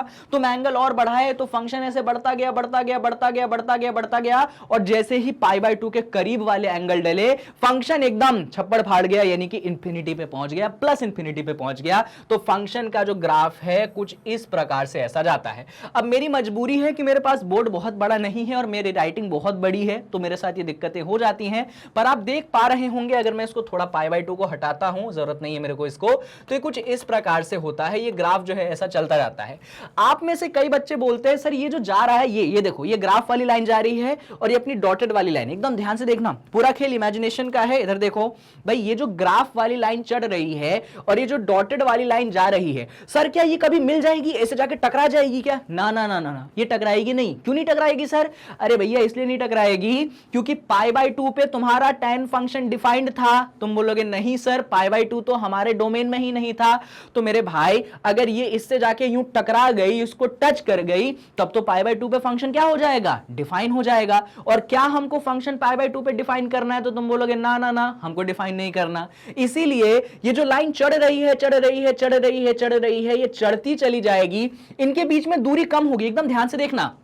ये जो अपनी डॉटेड लाइन है tan वाली की, और ये सॉरी डॉटेड बोल रहा हूं, ये जो सॉलिड लाइन है tan फंक्शन की, और ये जो डॉटेड लाइन है π/2 की, ऐसे चढ़ती जाएंगी, चढ़ती जाएंगी, चढ़ती जाएंगी। उनके बीच में दूरी कम होगी पर बच्चों कभी मिलेंगी नहीं। उनके बीच में दूरी कम होंगी पर वो लाइनें कभी मिलेंगी नहीं। क्यों नहीं मिलेंगी दादा? इसलिए नहीं मिलेंगी क्योंकि π/2 पे मेरा tan फंक्शन डिफाइंड नहीं है, इसलिए। अच्छा, ऐसे लाइन को सर हम क्या बुलाएं? जो हमको दिखती तो है कि छू जाएगी पर छूती नहीं है, ऐसे लाइन को अपन बुलाते हैं एसिम्प्टोट्स। क्या बुलाते हैं अपन? एसिम्प्टोट्स। जब पैराबोला अपन पढ़ेंगे कोनिक सेक्शंस में, हाइपरबोला जब पढ़ेंगे, वहां पे इन एसिम्प्टोट्स के बारे में अपन थोड़ी सी और बातें करेंगे। आज मैंने आपको नाम बता दिया, एक बार नाम पता कर लो, फिर बाकी चीजें तो अपने को धीरे धीरे पता चल ही जाती है। ऐसा है खेल। अच्छा ठीक है सर, ये तो सर आपने पॉजिटिव में बता दिया।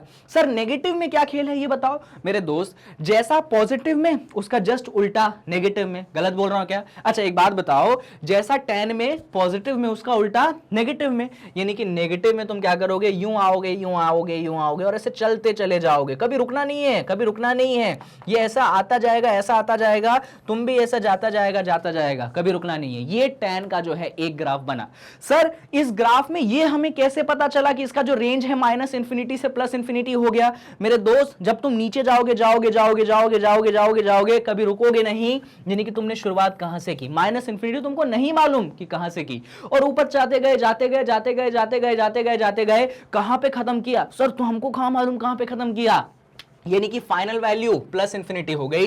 तो रेंज जो है -∞ से +∞, यानी कि सारे के सारे रियल नंबर हो गए। अरे सर अभी बाकी ये डॉटेड लाइन के बीच में क्या करें? तो मेरे दोस्त कुछ नहीं करना है, बस इसी ग्राफ को रिपीट करते जाना है। यूं से यूं से यूं, ऐसा रिपीट कर दो। ऐसे ही यहां पे यूं से यूं, ऐसा रिपीट कर दो, और ऐसा ही तुम इधर रिपीट कर दो। तुम्हारे पास tan फंक्शन का जो बेहतरीन ग्राफ है आके बन जाएगा। यहां पे जितने अच्छे से एक्सप्लेन करने की मैं कोशिश कर सकता था, मैंने कोशिश यहां पे आपके सामने की है। आई होप कि आपको समझ में भी आया होगा। अगर नहीं समझ में आया है, क्योंकि यार रिवीजन है, तुम आप सोच के बैठ जाओगे नहीं यार सर तो पूरा ही सिखा देंगे, तो ये गलत चीज है।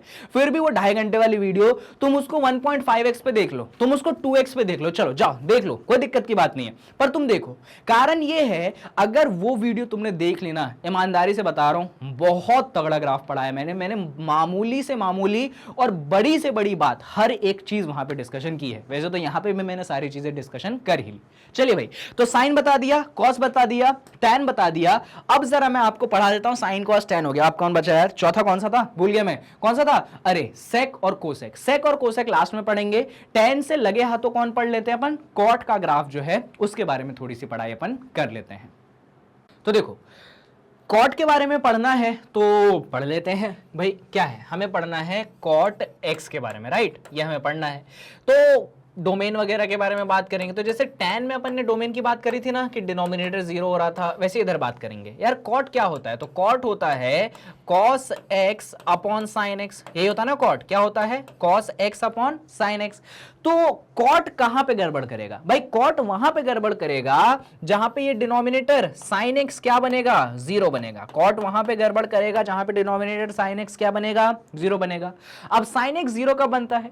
तो sin x 0 तब बनता है जब उसके अंदर का एंगल होता है मल्टीपल ऑफ पाई। क्या होता है अंदर का एंगल? मल्टीपल ऑफ पाई। अब मल्टीपल ऑफ पाई कह लो या 0 भी होता है। तो देखो साइन तब जीरो होता है जब आपका एंगल होता है जीरो, या होता है 1 पाई, या होता है 2 पाई, या होता है 3 पाई। इन सभी जगहों पे आपका साइन क्या कर देता है, गड़बड़ कर देता है। ठीक है भाई, गड़बड़ कर देता है। और साथ में नेगेटिव में भी पाई का माइनस पाई, इसका -2 पाई, इसका -3 पाई, इन सब जगहों पे भी क्या कर देता है, ये गड़बड़ कर देता है। क्यों गड़बड़ कर देता है, तो भाई साइन एक्स क्या हो जाता है, इन जगहों पे जीरो हो जाता है, डिनोमिनेटर जीरो हो जाता है, तो नॉट डिफाइंड आता है। और हम जानते हैं कि अगर डिनोमिनेटर जीरो हो गया, नॉट डिफाइंड हो गया, तो हमको वो पॉइंट तो डोमेन में कंसीडर नहीं करना है। यानी कि अगर हम कॉट एक्स के डोमेन की बात करें तो यहां पे जो अंदर वाला एंगल है एक्स, ये बिलोंग करना चाहिए किसको, रियल नंबर को। पर कुछ चीजें हटानी पड़ेंगी, हमें पाई के मल्टीपल्स हटाने पड़ेंगे। पाई के मल्टीपल्स हटाने का मतलब -n पाई, क्या कर दो, -n पाई। -n पाई टेक केयर कर लेगा, बिल्कुल कर लेगा। कैसे यार, n लगा दिया, n क्या है, इंटीजर है, पॉजिटिव भी होगा, नेगेटिव भी होगा, जीरो भी होगा। तो जितने भी पाई के मल्टीपल है ना, और ये जीरो वाला एंगल है, वो उन सबको इकलौता ही हटा देगा, और अपने को इतना टेंशन लेने की जरूरत नहीं है। यानी कि कॉट के अंदर सारे रियल नंबर होंगे, पर ये इंटीग्रल मल्टीपल ऑफ पाई तो नहीं होंगे। जैसा कि मैंने आपको सिखाया था कि अगर एक की आजादी छिनती है तो दूसरी को स्वतंत्रता मिलती है। यानी कि यहां पे कॉट में आप देख सकते हैं डोमेन जो है रिस्ट्रिक्ट हो गया, तो रेंज जो होगा वो रिस्ट्रिक्ट नहीं होगा, और रेंज जो होगा -इंफिनिटी से +इंफिनिटी होगा, जैसा कि tan में होता है। तो अगर मैं कॉट में आपसे रेंज की बात करूं तो रेंज इसमें होगा बच्चों -इंफिनिटी से +इंफिनिटी, इसमें कहीं कोई इशू नहीं होगा। यानी कि समझ ही गए ना, जैसा tan में था रेंज, वैसा ही आपका रेंज कहां आ गया, कॉट में आ गया। डोमेन पे जो रेस्ट्रिक्शंस हैं वो रेस्ट्रिक्शंस मैंने आपको यहां पे शो कर दिया। I hope this is very much clear to you. चलिए, तो कॉट की पढ़ाई अपन ने कर ली, आपको मैंने पूरा कॉन्सेप्ट भी यहां पे अच्छे से जो है डिलीवर कर दिया है। ठीक है सर, ग्राफ भी बनवा दो। तो ग्राफ में बच्चों पहले उन पॉइंट्स को हटाना पड़ेगा अपने को जिन पॉइंट्स पे क्या हो रही थी, गड़बड़ी, जिन पॉइंट पे अपने को डोमेन में नहीं आ रहे थे, यानी कि पाई के मल्टीपल। तो अगर मैं हटाने की बात कर ही लेता हूं तो क्या क्या हटाना पड़ेगा, तो अपने को एक्स में हटाना पड़ेगा, जीरो को हटाना पड़ेगा, पाई को हटाना पड़ेगा, 2 पाई को हटाना पड़ेगा, 3 पाई को हटाना पड़ेगा। और अगर मैं नेगेटिव में बात कर लूं तो माइनस पाई को, -2 पाई को, भाई मुझे -3 पाई को, -4 पाई को, इन सब को मुझे भगाना पड़ेगा। ये सब मुझे नहीं चाहिए। ठीक है, चलो अब भगाते हैं इनको जरा। तो उसके लिए हम क्या करेंगे, यहां पे हम बनाएंगे हमारा कौन सा एक्सिस, ये बन गया हमारे पास कौन सा एक्सिस भैया, एक्स एक्सिस। ये बन गया कौन सा एक्सिस हमारे पास, तो ये बन गया हमारे पास वाई एक्सिस। बड़ी अच्छी बात है। हमको जो हटाने हैं उनको बनाओ पहले। जीरो चाहिए नहीं अपने को पाई भी नहीं चाहिए, अपने को और कौन नहीं चाहिए, थोड़ा सा पाई को दूर बनाओ वरना दिखेगा ही नहीं ग्राफ, बाद में बनाएंगे। पाई भी नहीं चाहिए अपने को, 2 पाई भी नहीं चाहिए, और ऐसे ही आने वाले उधर नहीं चाहिए। अगर नेगेटिव साइड में आते हो तो अपने को माइनस पाई नहीं चाहिए, अपने को -2 पाई नहीं चाहिए, ये सब नहीं चाहिए। तो जैसे कि tan में दिखाया था मैंने, कोई चीज जब नहीं चाहिए होती है तो अपन ऐसा उस पर क्या करते हैं, डॉटेड डॉटेड बना देते हैं। ये सब नहीं चाहिए तो आप ऐसे डॉटेड बना दीजिए, ये भी नहीं चाहिए तो आप इधर भी ऐसे डॉटेड लाइन बना दीजिए, ये भी नहीं चाहिए तो डॉटेड लाइन आप ऐसे बना दीजिए, और इधर दोनों ही तरफ आप इस चीज को कंटिन्यू करिए। क्लियर है बातें, चलिए बहुत बढ़िया, बहुत जबरदस्त। अब हमको बनाना है ग्राफ, कैसे बनाए, तो सर ग्राफ तो बना लेंगे, बड़ी आसानी से बना लेंगे, कोई दिक्कत की बात नहीं है। बस सर आप हमें ये बता दो कि ये जो पॉइंट्स, अच्छा एक और दिक्कत है बच्चों, एक दिक्कत हो गई। दिक्कत क्या हो गई, जो कॉट जीरो है हमको ये भी नहीं चाहिए होता है। कॉट जो जीरो होता है देखो ना, हमको वो भी नहीं चाहिए। यानी कि ये जो आपने वाई एक्सिस वाली लाइन बनाई है ना, ये भी एक्चुअली अपना अनवांटेड लाइन है, ये भी अब अपने को नहीं चाहिए। पर अब यार वो वाई एक्सिस है, उसको थोड़ी तुम डॉटेड बनाओगे तो आंखों में देख लो, थोड़ा सा मोटापा उस लाइन को मैंने दे दिया है जिससे आप समझ पाए कि हमको जीरो वाली लाइन भी नहीं चाहिए। हमको जीरो से पाई के बीच में चाहिए, हमको पाई से 2 पाई के बीच में चाहिए, हमको माइनस पाई से जीरो के बीच में चाहिए, पर हमको जीरो और पाई भी नहीं चाहिए। अब सर ये चमत्कार होगा तो होगा कैसे, तो कॉट की एक प्रॉपर्टी होती है बच्चों, कॉट के अंदर अगर जीरो डलता है, सुनो मेरी बात सुनो, कॉट के अंदर अगर जीरो डलता है, अच्छा कॉट क्या होता है, tan का रेसिप्रोकल होता है। गलत बोल रहा हूं क्या, कॉट क्या होता है, tan का रेसिप्रोकल होता है। अच्छा tan का ग्राफ कैसे जाता था सर, tan का ग्राफ सर कुछ ऐसा जाता था, इधर देखना, tan का ग्राफ कुछ ऐसा गया था ना, यूं करके यूं, याद है, ऐसे से ऐसे चढ़ा था, कैसे से कैसे चढ़ा था, ऐसे से ऐसे चढ़ा था। तो यार कॉट तुमको नहीं लगता tan का रेसिप्रोकल है, हां सर रेसिप्रोकल तो है। तो अगर tan का ग्राफ, एकदम ध्यान से देखना, अगर tan का ग्राफ यूं से यूं गया था, tan का ग्राफ क्या था, इंक्रीजिंग था, tan का ग्राफ क्या था, इंक्रीजिंग था, तो cot का क्या होना चाहिए, डिक्रीजिंग होना चाहिए। अरे भाई सही बात है ना, तुम्हारा tan और cot क्या है, रेसिप्रोकल से रिलेटेड है। तुम्हारा tan अगर ऐसे बढ़ रहा है तो तुम्हारा cot ऐसे घटना चाहिए, यानी कि tan का जो शेप बना था उसी से अपन ने cot का शेप जनरेट कर लिया, या tan ऐसा बढ़ा तो cot का ग्राफ में पता है इस तरीके का शेप आपको मिलेगा। क्यों, डिक्रीजिंग। क्यों डिक्रीजिंग, भाई tan क्या है, इंक्रीजिंग है, cot को क्या होना पड़ेगा, डिक्रीजिंग होना पड़ेगा, बिकॉज cot किसका रेसिप्रोकल है, tan का रेसिप्रोकल है। तो अगर मैं cot की ग्राफ बनाने की कोशिश करूं बच्चों, तो वो यूं आके ऐसा आके कुछ ऐसा आके कुछ ऐसा जो है हो जाता है। और इधर का जस्टिफिकेशन दे चुका हूं कि इधर ऊपर जाके प्लस इंफिनिटी मिलेगा, नीचे जाओगे तो माइनस इंफिनिटी मिलेगा। वो लाइन जो है एकदम करीब हो जाएगी, छुएगी नहीं, ऐसा लगेगा कि छू गई है पर छुएगी नहीं, एसिम्प्टोट है, उधर भी एसिम्प्टोट इधर भी एसिम्प्टोट, तो उसका जस्टिफिकेशन दे चुका हूं। और यहां पे जो बीच वाला पॉइंट है ये तो अपने पास π/2 है, क्योंकि cot π/2 हम जानते हैं होता है 0। और देखो ये ऐसा ही शेप क्यों बना है, तो उसके पीछे रीजन दे चुका हूं भाई। tan का शेप, ये tan का शेप मैंने आपको पिछले ही ग्राफ में बना के दिखाया था।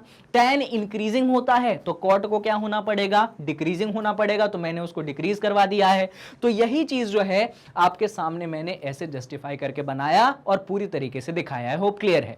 जैसे tan में अपन ने उस ग्राफ को क्या कर दिया था, इधर भी रिपीट धरल्ले से इधर भी रिपीट, तो इधर भी कर दो यार। यहां पे तुम रिपीट करोगे तो यूं से यूं से यूं से यूं, अब थोड़ा सा शेप में गड़बड़ी हो सकती है, उसके लिए मुझे माफ कर दीजिएगा। बाकी कॉन्सेप्ट में कहीं पे भी आपको परेशानी का सामना जो है नहीं करना पड़ेगा। तो इस तरीके से जो है अपना cot का ग्राफ जनरेट हो जाता है। बाकी और अच्छे से डिस्कशन करना है तो ऑलरेडी आपको मैं बता चुका हूं कि कहां पे जाइए जहां पे सब कुछ आपको मिल जाएगा। तो देख लीजिए भाई, cot का ग्राफ जो है कुछ इस प्रकार से आपके सामने बनता है। ये चीज इधर भी कंटिन्यू होती है, ये चीज उधर भी कंटिन्यू होती है। आपको वो पॉइंट्स आइडेंटिफाई करने आना चाहिए जहां पे cot जो है आपका डिसकंटिन्यूअस होता है, जहां पे cot आपको नहीं देता है। रेंज आप देख सकते हैं, ये नेगेटिव इंफिनिटी से पॉजिटिव इंफिनिटी के बीच में सब कुछ आ चुका है। चलिए भाई, तो tan cot sin cos 4 पढ़ा दिए मैंने। अब बचता है साइन का उल्टा कोसेक और कॉस का उल्टा सेक। ठीक है, तो एक बार कोसेक पढ़ लेते हैं और एक बार अपन सेक पढ़ लेते हैं। आ जाओ जरा। तो हमें पढ़ना है यहां पे कोसेक एक्स। क्या पढ़ना है हमें, कोसेक एक्स। अब देखो जरा कोसेक एक्स में क्या प्रॉब्लम है, तो कोसेक एक्स जो है वो एक्चुअली 1/sin x होता है। गलत बोल रहा हूं क्या, कोसेक से क्या होता है, 1/sin x होता है। तो डिनोमिनेटर में sin x है, यानी कि कोसेक वहां डिफाइन नहीं होगा जहां जहां sin x 0 बनेगा। और sin x कहां 0 बनता है, अभी cot वाले केस में बताया है, तो अपनी मेहनत बच गई। तो हम बोलेंगे कि जहां जहां sin x 0 होगा, भाई sin x 0 कहां कहां होता है, तो sin x 0 होता है x जब होता है 0, पाई, 2 पाई, 3 पाई, है ना, और नेगेटिव में माइनस पाई, -2 पाई, इन सब जगहों पे आपका साइन क्या होता है, 0 होता है। तो इन सब जगहों पे हमें रिक्वायरमेंट नहीं है। यानी कि अगर मैं डोमेन की बात करूं आपसे, अगर मैं कोसेक की डोमेन की आपसे बात करूं, तो इसमें कायदे होने के लिए तो x जो है सारे के सारे रियल नंबर हो जाएंगे, पर उसमें से हटाना किसको पड़ेगा, जो पाई के मल्टीपल्स हैं, इंटीग्रल मल्टीपल है। तो जैसे लास्ट केस में n पाई लिखा था, वैसे ही इस केस में भी आप क्या लिख देंगे, n पाई लिख देंगे। यानी कि x जो है सारे रियल हो जाएंगे, पर उसमें से जो आपके पाई के इंटीग्रल मल्टीपल हैं वो अपने को नहीं चाहिए, तो अपन ने उनको क्या कर दिया, हटा दिया। ठीक है, डोमेन तो अपने को मिल गया। अब बात आती है कि सर आप इसके रेंज के बारे में क्या कहते हो। तो बच्चों इसका रेंज जो होता है बड़ा स्पेशल रेंज होता है। अब ये स्पेशल रेंज ऑब्टेन कैसे होता है ये समझ लो। एक बात देखना जरा, देखो जो अपना कोसेक है वो एक्चुअली किसका रेसिप्रोकल है, वो एक्चुअली रेसिप्रोकल है साइन का, है ना। जो अपना कोसेक है वो किसका रेसिप्रोकल है, वो एक्चुअली रेसिप्रोकल है किसका, साइन का। अब अगर मैं आपसे बोलूं कि यार साइन का रेंज क्या होता, तो आप बोलोगे कि सर साइन का रेंज आपने ही हमें पढ़ाया था, वो -1 से बड़ा होता था और +1 से क्या होता था, छोटा होता था, -1 से +1 के बीच में। अब तुम क्या कर रहे हो, तुम साइन का रेसिप्रोकल निकाल रहे हो। तुम क्या कर रहे हो, साइन का रेसिप्रोकल निकाल रहे हो। अभी थोड़ा कॉट और टैन में आ जाओ, थोड़ा सा 2 मिनट के लिए।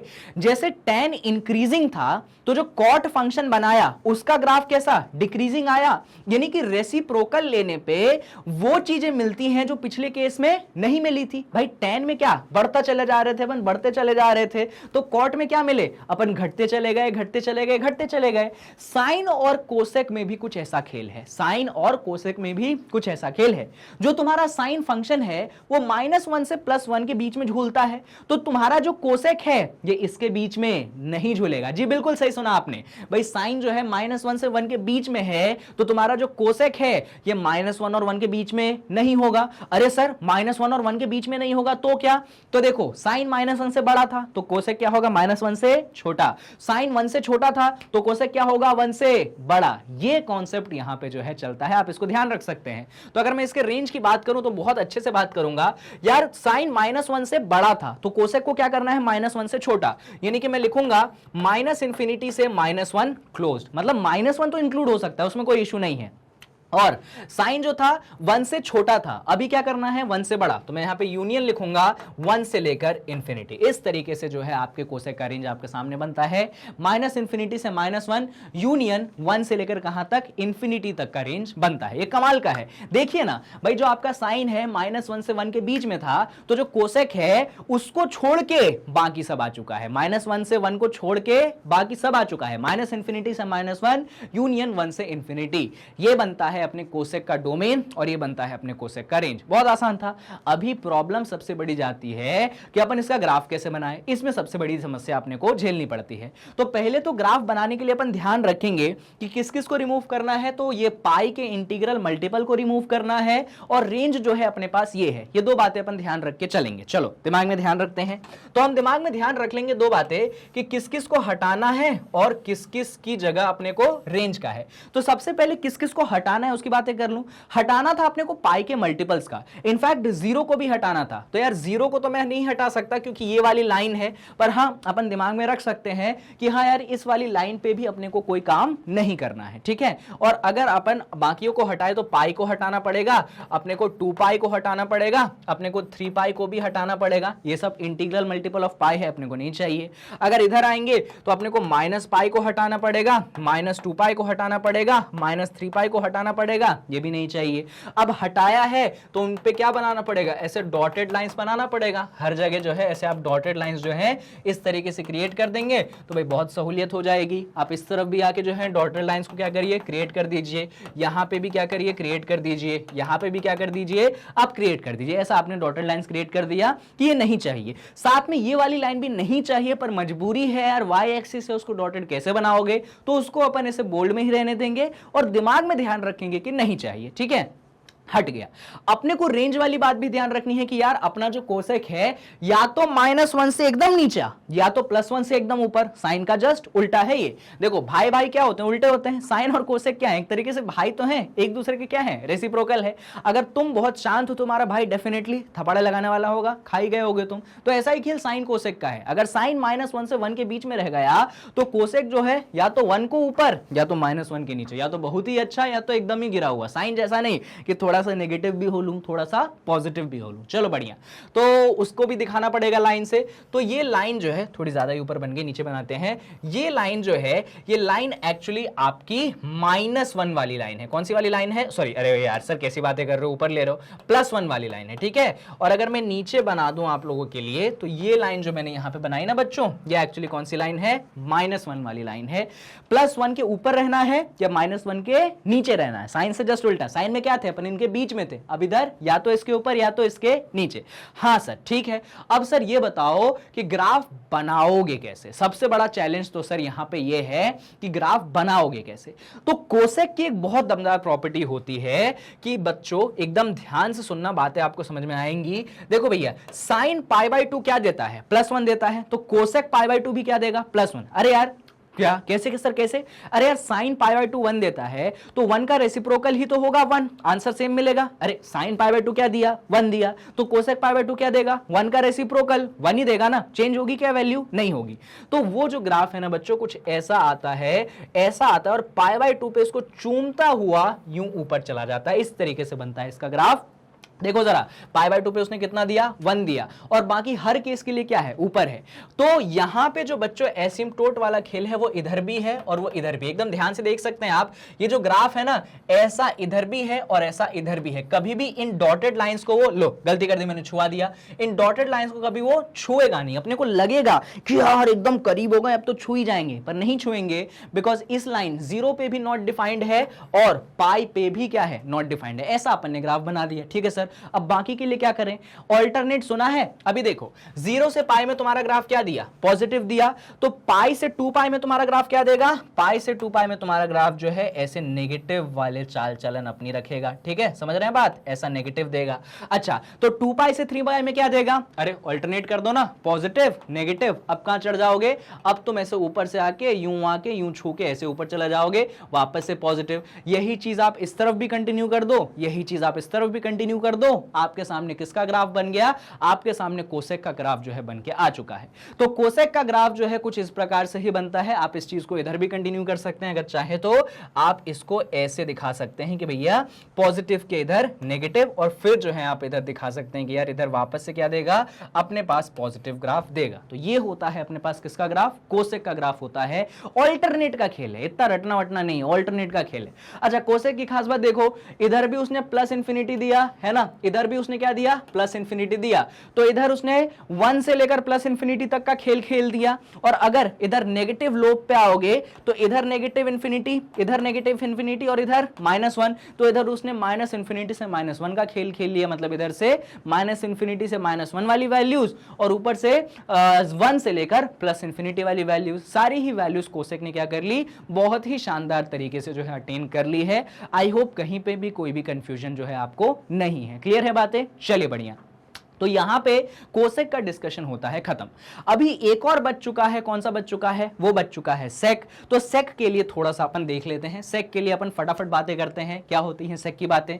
तो जो सेक ग्राफ है आपका, एक्चुअली सेक किसका रेसिप्रोकल है, तो आप बोलेंगे सर सेक जो है हमारे कॉस फंक्शन का रेसिप्रोकल है। गलत बोल रहा हूं क्या, सही बोल रहा हूं। सेक किसका रेसिप्रोकल है, हमारे कॉस फंक्शन का रेसिप्रोकल है। यानी इस बार जो डिनोमिनेटर है वो कॉस एक्स है, तो कॉस एक्स कभी भी 0 नहीं होना चाहिए। भाई कॉस एक्स कब 0 होता है, तो मैं आपको याद दिला देता हूं, cos x तब 0 होता है जब आपका x क्या होता है, π/2 होता है, जब आपका x 3π/2 होता है, जब आपका x 5π/2 होता है। इन जगहों पे आपका cos x क्या हो जाता है, 0 हो जाता है। अगर नेगेटिव में बात करते हो तो -π/2 कह लो, -3π/2 कह लो, तो -5π/2 कह लो, इन सब जगहों पे तुम्हारा cos क्या हो जाता है, 0 हो जाता है। अरे यार हमको ये चाहिए नहीं, ये मत समझ लेना कि अरे यही चाहिए, अपने को नहीं चाहिए। क्यों नहीं चाहिए, अरे यार सेक क्या है, 1/cos है, cos इन जगहों पे क्या हो गया, 0 हो गया। यानी कि अपने को इन पॉइंट्स की रिक्वायरमेंट नहीं है, इन पॉइंट्स को डोमेन से हटाना है। तो अगर मैं सेक के डोमेन की बात आपसे कर लूं तो डोमेन में बच्चों सारे के सारे रियल नंबर्स तो होंगे, पर उनमें से किसको हटाना है, तो उनमें से हटाना है आपको इनको, जो कि π/2 के क्या है, मल्टीपल है। और वो भी कौन सा मल्टीपल, 1 3 5 7 9 वाले, यानी कि ऑड मल्टीपल। अब ऑड मल्टीपल को कैसे हटाते, तो आप लिखते हो 2n + 1 π/2। क्या लिखते हो आप, 2n + 1 π/2। यानी डोमेन में x में सारे के सारे रियल नंबर आएंगे, लेकिन π/2 के ऑड मल्टीपल्स जो हैं वो कभी भी नहीं आएंगे। क्या ये चीज आप लोगों को क्लियर है। जैसे उधर पढ़ा था अपन ने, कौन सा पढ़ा था अपन ने, हाँ tan पढ़ा था, sin/cos जो पढ़ा था ना, वहां पे भी यही चीज हो रही थी। तो सेम टू सेम चीज जो आपने tan में पढ़ा था वो किस में लगा दिया है, सेक में लगा दिया। आप ऐसे भी समझ सकते हैं। अगर मैं सेक में रेंज की बात कर लूं तो जो रेंज कोसेक का था वही रेंज सेक का होता है। अरे अब इसको कैसे याद रखेंगे, तो जो रेंज साइन का था वही रेंज कॉस का था। अब साइन का दोस्त कोसेक, कॉस का दोस्त सेक, तो जो रेंज कोसेक का है वही रेंज किसका होता है, सेक का होता है। तो कोसेक का रेंज था माइनस इंफिनिटी से -1 यूनियन 1 से इंफिनिटी। तो ये सेक का भी रेंज क्या होगा, सेक के भी अगर मैं रेंज की बात करूं तो वो होगा -इंफिनिटी से -1 यूनियन 1 से लेकर कहां तक, इंफिनिटी तक। ये आपका रेंज होगा किसका, आपके सेक का। तो ये डोमेन है आपके सामने, ये रेंज है आपके सामने। रेंज तो अगर आपने कोसेक का ध्यान रख लिया तो सेक का ध्यान रख ही पाओगे, कोई समस्या नहीं होनी चाहिए। अब डोमेन रेंज की बात कर ही ली है तो अब अपन किसकी बात कर लेते हैं, अब जरा अपन बात कर लेते हैं उसकी, किसकी, अरे उसकी, अरे किसकी, ग्राफ की। तो ग्राफ कैसे बनाएंगे, तो ग्राफ बनाना तो बहुत आसान काम है। अभी अपन ने इतने सारे बना दिए, फटाफट बना देते हैं। पहले x बनाते हैं, y बनाते हैं, उन जगहों को डॉटेड बनाते हैं जो अपने को नहीं चाहिए। तो ये अपन ने x बना दिया, ये अपन ने जो है y बना दिया। उन जगहों को बनाओ जो तुमको नहीं चाहिए। कौन कौन नहीं चाहिए था, π/2 के मल्टीपल्स नहीं चाहिए। कौन नहीं चाहिए अपने को, π/2 के मल्टीपल। यानी कि अपने को जीरो जमेगा, क्या जीरो जम जाएगा। ये पाई बाई 2 बना दिया, ये नहीं चाहिए। ये मैंने यहाँ पे 3 पाई बाई 2 बना दिया, ये भी नहीं चाहिए। यहाँ पे मैंने 5 पाई बाई 2 बना दिया, ये भी नहीं चाहिए। इधर आओगे तो माइनस पाई बाई 2 नहीं चाहिए, माइनस 3 पाई बाई 2 नहीं चाहिए, माइनस 5 पाई बाई 2 ये नहीं चाहिए। जीरो चाहिए कि नहीं चाहिए, चल जाएगा।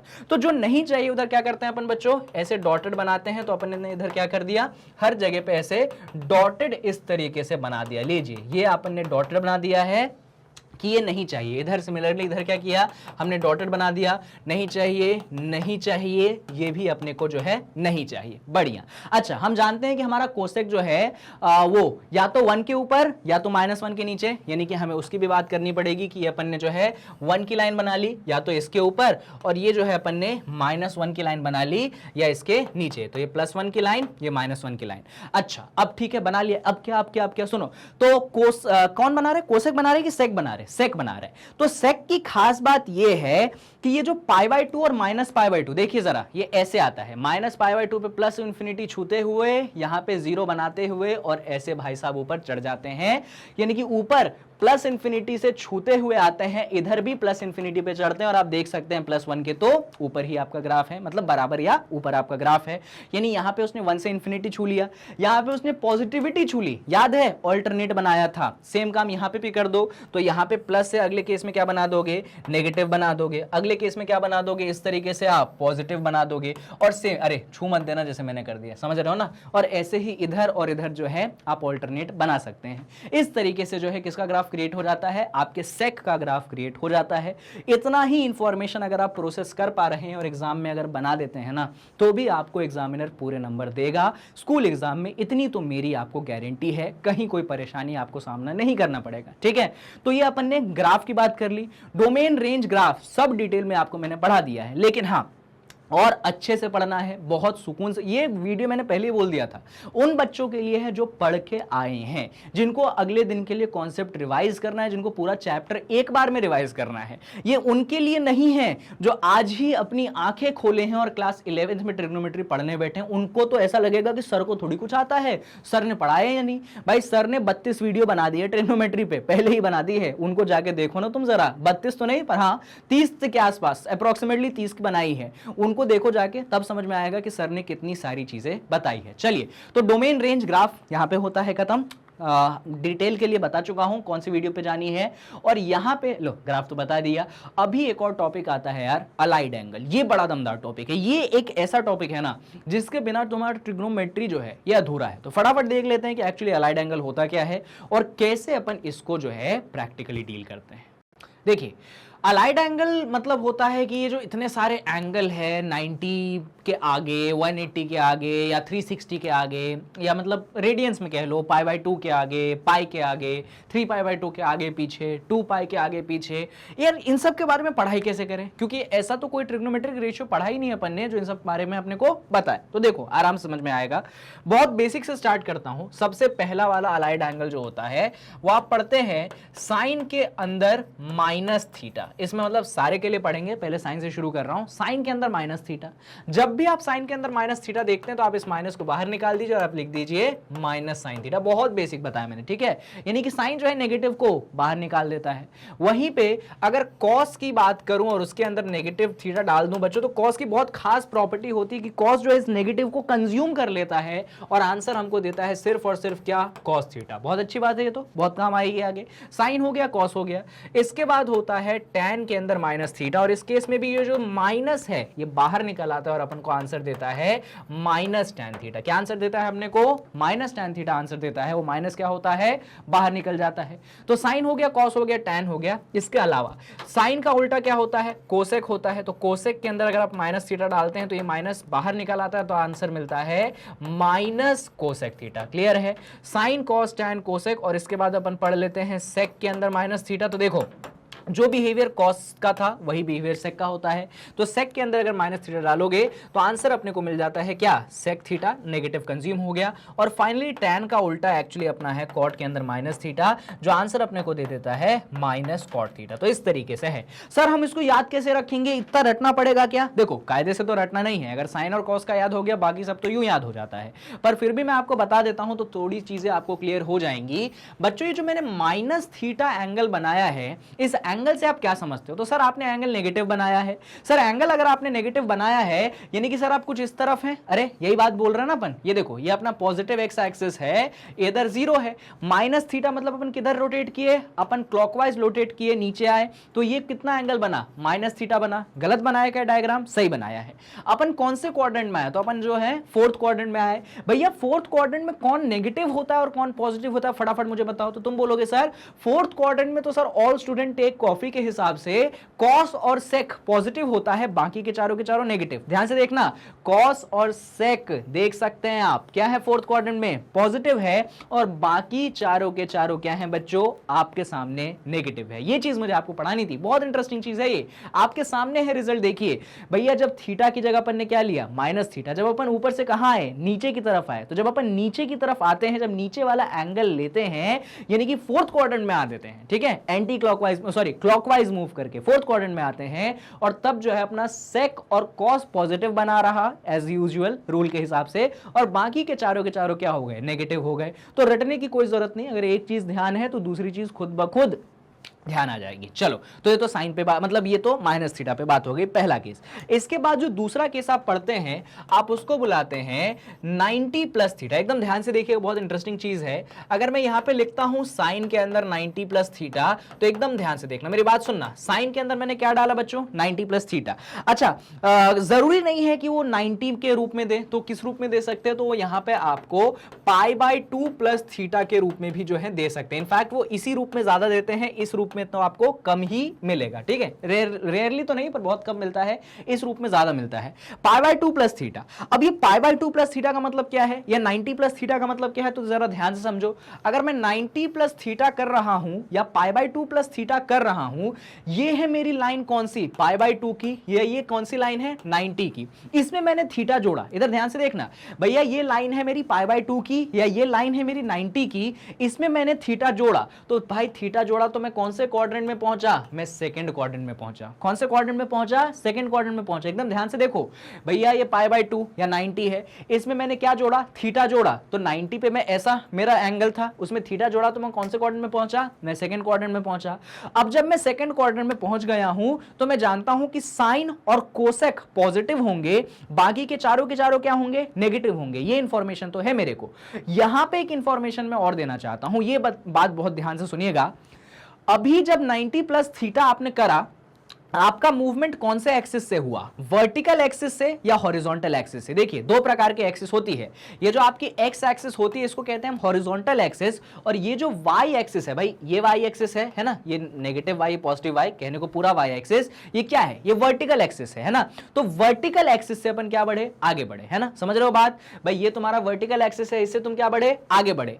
जब भी तुम वर्टिकल एक्सिस से आगे या पीछे होते हो, कभी भी, सिर्फ इस केस के लिए नहीं बता रहा हूं, जब भी तुम वर्टिकल एक्सिस से आगे या पीछे होते हो, साइन जो है कॉस में तब्दील हो जाता है। सुन लो, जब भी तुम वर्टिकल एक्सिस से, जस्ट अ सेकेंड, जब भी, एक सेकेंड, हाँ आ गया, जब भी आप वर्टिकल एक्सिस से इससे आगे या इससे पीछे, इससे आगे या इससे पीछे होंगे, तो आपका जो साइन है ये तब्दील हो जाएगा कॉस में, ठीक है, और आपका जो कॉस है ये तब्दील हो जाएगा साइन में, ठीक है भाई, और आपका जो टैन है ये तब्दील हो जाएगा कॉट में, और आपका जो कॉट है ये तब्दील हो जाएगा टैन में, एंड फाइनली जो आपका कोसेक है ये तब्दील हो जाएगा सेक में, और आपका जो सेक है ये तब्दील हो जाएगा किसमें, कोसेक में। ये बात आप जरा ध्यान रख लीजिए। ये कब होता है, जब आप डील करते हैं अपने वर्टिकल एक्सिस से, जब आपका वर्टिकल एक्सिस से आगे या पीछे होते हैं तो, ठीक है। और अगर हॉरिजॉन्टल से डील करें तो, यानी कि देखो भाई ये एक्सिस कौन सी है, हॉरिजॉन्टल है ना। अगर अपन हॉरिजॉन्टल एंगल से पीछे आए, हॉरिजॉन्टल एक्सिस से पीछे आए, हॉरिजॉन्टल एक्सिस से आगे गए, ये हॉरिजॉन्टल है, इसके आगे गए, इसके पीछे आए, तब कोई कन्वर्जन नहीं होता। साइन साइन रहता है, कॉस कॉस रहता है, टैन टैन रहता है, सेक सेक रहता है, कोसेक कोसेक रहता है, और कॉट जो है कॉट रहता है। यानी कि कन्वर्जन कब होता है? कन्वर्जन तब होता है जब वर्टिकल से आगे पीछे होते हैं। और कैसे कन्वर्जन होता है वो मैंने यहां पे लिस्ट बना के दे दी है। साइन कॉस बनेगा, कॉस साइन बनेगा, टैन कॉट बनेगा, कॉट टैन बनेगा, कोसेक सेक बनेगा, और सेक जो है कोसेक बनेगा। ये कन्वर्जन फैक्टर्स हैं, ठीक है। और उधर जब हॉरिजॉन्टल से ऊपर नीचे आगे पीछे होते हैं कोई कन्वर्जन नहीं होता। चलो भाई, अब इस पे अपन पढ़ाई करने वापस से कूद पड़ते हैं। तो अब जो है मैं डिग्रीज में नहीं लिखूंगा, मैं आपके यहां पे रेडियंस में ही बात करूंगा, क्योंकि बच्चों इसकी आदत डाल लो, डिग्रीज में चीजें नहीं बनती है, ठीक है। तो मैं रेडियंस में ही बातें कर लेता हूं। तो सबसे पहले मैंने यहां पे लिखा कि मुझे चाहिए साइन के अंदर, जस्ट अ सेकेंड, सबमिट गया, साइन के अंदर मुझे चाहिए π/2 प्लस थीटा, ठीक है। वैसे तो π/2 माइनस थीटा पहले पढ़ते हैं, पर ठीक है, π/2 प्लस थीटा अपन ने पढ़ लिया। मैंने आपको क्या कॉन्सेप्ट दिया? मैंने आपको कॉन्सेप्ट ये दिया कि जब π/2 प्लस थीटा करा, एकदम ध्यान से देखते जाना, एकदम ध्यान से, π/2 प्लस थीटा करा तो एक्चुअली आप कौन से क्वाड्रेंट में पहुंच गए? π/2 प्लस थीटा सेकंड क्वाड्रेंट में पहुंच गए। भाई सेकंड क्वाड्रेंट में साइन कैसा होता है? तो सर पॉजिटिव होता है। कोई दिक्कत की बात? कोई दिक्कत की बात नहीं। और ये मैंने आपको अभी अभी सिखाया है कि π/2 प्लस थीटा का मतलब है कि आप जो है वर्टिकल एक्सिस से आगे बढ़े हैं। और मैंने आपको सिखाया है कि जब आप वर्टिकल एक्सिस से आगे बढ़ते हैं तो रेशियो चेंज होता है। साइन किस में कन्वर्ट होगा? कॉस में कन्वर्ट होगा। तो यहां पे आंसर आ जाएगा क्या? Cos theta. आंसर क्या आ जाएगा? Cos theta. और आगे साइन पॉजिटिव क्यों है? तो आगे साइन पॉजिटिव इसलिए है क्योंकि अपन कौन से क्वाड्रेंट में डील कर रहे हैं? सेकंड क्वाड्रेंट में। और सेकंड क्वाड्रेंट में साइन कैसा होता है? उस तरफ का देखना है, जो ओरिजिनल है उसको देखना है। सेकंड क्वाड्रेंट में साइन कैसा होता है? तो पॉजिटिव होता है, इसीलिए वो प्लस कॉस थीटा है। बात समझ में आ रही है आपको? वापस से मैं रिपीट कर देता हूं, सुनिएगा भाई। मैंने आपको सबसे पहले ये बोला कि हॉरिजॉन्टल और वर्टिकल एक्सिस का आप खेल समझिए। अगर वर्टिकल से आगे पीछे आप जाएंगे तो रेशियो ऐसे चेंज होता है। फिर मैंने आपसे ये बोला कि आप अभी देखिए π/2 प्लस थीटा का मतलब क्या है? तो π/2 प्लस थीटा का मतलब है कि आप बेसिकली सेकंड क्वाड्रेंट में पहुंच गए हैं। सेकंड क्वाड्रेंट में साइन पॉजिटिव रहता है तो चीजें पॉजिटिव में रही, और क्योंकि π/2 प्लस थीटा करा, आपने वर्टिकल एक्सिस से आगे मूव करे तो साइन किस में कन्वर्ट हो गया? कॉस थीटा में कन्वर्ट हो गया। पॉजिटिव तो है ही, कोई परेशानी नहीं होनी चाहिए। ये साइन का खेल है। अच्छा, यहीं पर अगर मैंने डाल दिया होता कॉस π/2 प्लस थीटा, सबसे पहले तो आप ये समझिए यहां पर रेशियो कौन सा है? कॉस का है। अंदर π/2 प्लस थीटा, यानी कि क्वाड्रेंट कौन सा है? सेकंड है। सेकंड क्वाड्रेंट में कॉस नेगेटिव होता है, तो यहां पे अपन ने एक नेगेटिव साइन लगा दिया, कोई परेशानी। अब π/2 प्लस थीटा यानी कि वापस से मूवमेंट वर्टिकल से हुआ है, तो कॉस किस में कन्वर्ट हो जाएगा? कॉस कन्वर्ट हो जाएगा साइन थीटा में। तो आंसर आ चुका है माइनस साइन थीटा। रटने की जरूरत नहीं है, समझने की जरूरत है। साइन हो गया, कॉस हो गया। ऐसे ही tan π/2 प्लस थीटा की मैं आपसे डायरेक्ट बात कर लूं तो देखिए जरा भैया, tan है, अंदर कौन सा एंगल है? सेकंड क्वाड्रेंट का एंगल है π/2 प्लस थीटा। सेकंड क्वाड्रेंट में tan नेगेटिव होता है, तो ये नेगेटिव का साइन मैंने लगा दिया। π/2 प्लस थीटा यानी कि वर्टिकल एक्सिस से मूवमेंट है, tan किस में कन्वर्ट हो जाएगा? कॉट में कन्वर्ट हो जाएगा। तो आंसर कितना मिल गया? माइनस कॉट थीटा मिल गया। साइन कॉस tan हो गया, तो यहां पे लगे हाथों साइन का उल्टा कोसेक पढ़ लो। तो जैसे ही आपने कोसेक π/2 प्लस थीटा पढ़ा तो आपको ये इंफॉर्मेशन तो होगी। कौन सी इंफॉर्मेशन आपको होगी? कि यार कोसेक और साइन, देखो एंगल कौन से क्वाड्रेंट का है? π/2 प्लस थीटा सेकंड क्वाड्रेंट का है। सेकंड क्वाड्रेंट में अपना कोसेक भी पॉजिटिव रहता है, तो इधर आएगा तो पॉजिटिव, यानी नेगेटिव साइन लगाने की जरूरत नहीं है। π/2 प्लस थीटा यानी मूवमेंट वर्टिकल के साथ है, कोसेक किस में कन्वर्ट होगा? सेक में कन्वर्ट हो जाएगा। आंसर हमको कितना मिल जाएगा? सेक थीटा मिल जाएगा। पॉजिटिव इसलिए रहा क्योंकि angle cosec, angle second quadrant में है और रेशियो कोसेक है, ठीक है। अभी साइन कॉस टैन कोसेक हो गया। अभी कॉस का उल्टा सेक पढ़ लो, तो सेक के अंदर π/2 प्लस थीटा करा, सेक के अंदर सेकंड क्वाड्रेंट का एंगल यानी कि नेगेटिव तो यार बनता है, ठीक है। और सेक π/2 प्लस थीटा क्या बनेगा? सेक कन्वर्ट होगा किस में? कोसेक थीटा में कन्वर्ट होना ही पड़ेगा। अब जस्टिफिकेशन हर में थोड़ी दूंगा यार, समझ जाओ।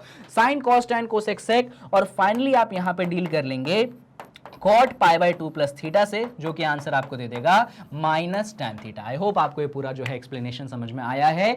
यही कहलाते हैं अलाइड एंगल। π/2 प्लस थीटा वाली चीजें कहलाती हैं क्या? यही चीजें कहलाती हैं अलाइड एंगल। और यही चीजें मैंने आपको यहाँ पे जो है डिटेल में समझाने की कोशिश की है।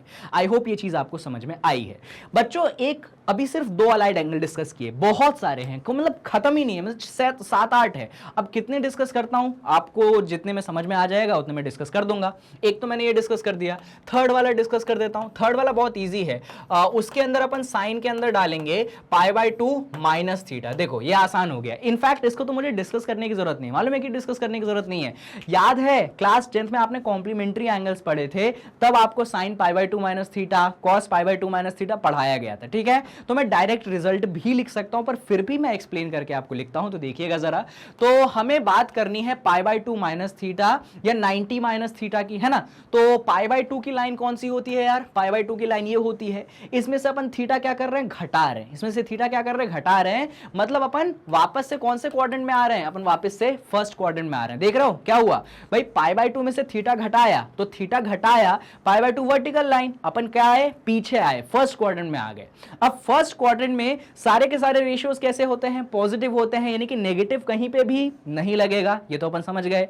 एक और चीज अपन समझे हैं कि π/2 में से थीटा घटाया है अपन ने, यानी कि मूवमेंट अपना कौन सी एक्सिस से है, वर्टिकल एक्सिस से है।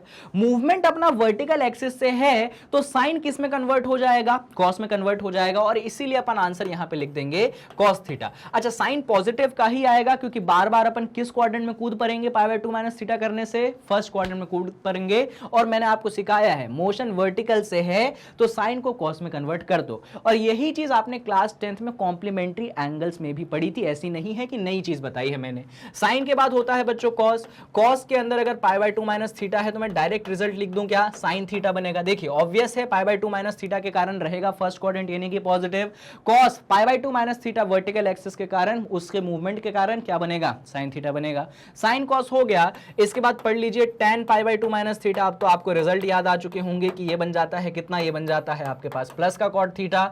फिर यहां पे आता है साइन का उल्टा, कोसेक के अंदर π/2 माइनस थीटा जो कि आपके पास बन जाता है सेक थीटा। फिर बनता है यहां पे सेक के अंदर π/2 माइनस थीटा जो कि आपके पास रिजल्ट दे देता है कोसेक थीटा। एंड फाइनली यहां पे कॉट के अंदर बनता है π/2 माइनस थीटा जो कि आंसर आपको दे देता है tan थीटा। अब तो ये रिजल्ट्स जो हैं आपको मालूम ही होने चाहिए, कभी भूलने नहीं चाहिए। जस्टिफिकेशन मैंने 1 2 का दे दिया, 3 का दे दिया, तो यार बाकी के जस्टिफिकेशन तो आप खुद भी ले सकते हो। चलो बढ़िया, तो ये मैंने π/2 के साथ बातें कर ली, ठीक है, बहुत आसान बातें थी सर। तो अभी चौथे रेशियो पे आते हैं बच्चों। चौथा रेशियो जो है ये होता है पाई प्लस थीटा या पाई माइनस थीटा। तो एक ये और समझा देता हूं, समझ लीजिए, बाकी आप खुद भी बना सकते हैं। इधर देखिएगा, तो अभी मैं आपसे पढ़ाना चाहता हूं, सबसे पहले मैं पाई माइनस थीटा पढ़ा देता हूं। मैं आपको पढ़ाना चाहता हूं कि साइन के अंदर अगर आप पाई माइनस थीटा कर देंगे तो एक्चुअली क्या होगा, ये मैं आपको पढ़ाना चाहता हूं, ठीक है। तो पहले समझते हैं, पाई माइनस थीटा का मतलब है 180 माइनस थीटा। भाई 180 वाली लाइन कौन सी है, 180 वाली लाइन जो है अपने पास ये है। 180 में से थीटा घटाना है, 180 में से क्या करना है, थीटा घटाना है। तो दादा तुम 180 में से थीटा घटाओगे तो ये तुम्हारी 180 वाली लाइन है, थीटा घटाओगे यानी कि वापस से किस क्वाड्रेंट में आ जाओगे, तुम सेकंड क्वाड्रेंट में आ जाओगे। किस क्वाड्रेंट में आ जाओगे तुम, वापस से सेकंड क्वाड्रेंट में आ जाओगे। कोई दुविधा तो नहीं भाई, ये पाई ये 180 वाली लाइन है, उसमें से तुमने थीटा हटाया, किस क्वाड्रेंट में पहुंचे तुम सेकंड क्वाड्रेंट में फाइनली पहुंच चुके हो। अब जो रूल्स सेकंड क्वाड्रेंट के हैं वो तुम्हें अपनाने पड़ेंगे। अब यहां पे एक और बात, मूवमेंट कौन से एक्सिस के साथ हो रही है, हॉरिजॉन्टल की वर्टिकल। तो तुम बोलोगे सर मूवमेंट तो जनाब हॉरिजॉन्टल एक्सिस के साथ हो रही है, पाई में से अपन थीटा क्या कर रहे हैं, घटा रहे हैं। मूवमेंट किसके साथ हुई, हॉरिजॉन्टल के साथ हुई। अब हॉरिजॉन्टल के साथ जब मूवमेंट होती है तो सर ने हमें बोला था कि रेशियो चेंज नहीं होता है, साइन साइन रहता है, कॉस कॉस रहता है, टैन टैन रहता है, बाकी तीन रहते हैं। और अपने को सेकंड क्वाड्रेंट का नॉलेज है कि सेकंड क्वाड्रेंट में साइन और कोसेक पॉजिटिव होता है, बाकी के चारों नेगेटिव होते हैं। तो उन सारे नॉलेज को अगर अपन क्लब करें तो अपन बोलेंगे कि साइन पाई माइनस थीटा है ना, तो आंसर तो अपने को क्या मिलेगा, साइन थीटा मिलेगा। बात आती है कि पॉजिटिव की नेगेटिव, तो यार सेकंड क्वाड्रेंट में अपना साइन क्या है, पॉजिटिव है, तो पॉजिटिव, बात खत्म। अगर यहीं पे मैं पढ़ा दूं आपको कॉस के अंदर पाई माइनस थीटा, तो आंसर आप क्या करेंगे, यार ये कॉस है, pi minus theta second quadrant है, तो अपने को नेगेटिव तो डालना पड़ेगा क्योंकि सेकंड क्वाड्रेंट में कॉस नेगेटिव होता है। बात ये आती है कि कॉस साइन में चेंज होगा क्या, तो आप बोलोगे नहीं नहीं नहीं, हॉरिजॉन्टल एक्सिस से मोशन है, कॉस किस में रहेगा, कॉस में ही रहेगा, यानी कि आंसर आप कर देंगे माइनस कॉस थीटा। लो भाई बात हो गई खत्म, साइन हो गया, कॉस हो गया। इसके बाद आपने बात कर ली यहां पे tan पाई माइनस थीटा, वापस से सेकंड क्वाड्रेंट में tan नेगेटिव होता है तो आपने यहां नेगेटिव लगा दिया, पाई माइनस थीटा यानी कि हॉरिजॉन्टल एक्सिस के साथ मोशन है, तो आपने tan को tan में ही रहने दिया, कोई चेंजेस नहीं किए, साइन कॉस tan हो गया। इसके बाद यहां पे आप पढ़ते हैं साइन का उल्टा यानी कि कोसेक के अंदर पाई माइनस थीटा, तो कोसेक तो सेकंड क्वाड्रेंट में पॉजिटिव होता है यानी कि नेगेटिव का साइन मत लगाओ।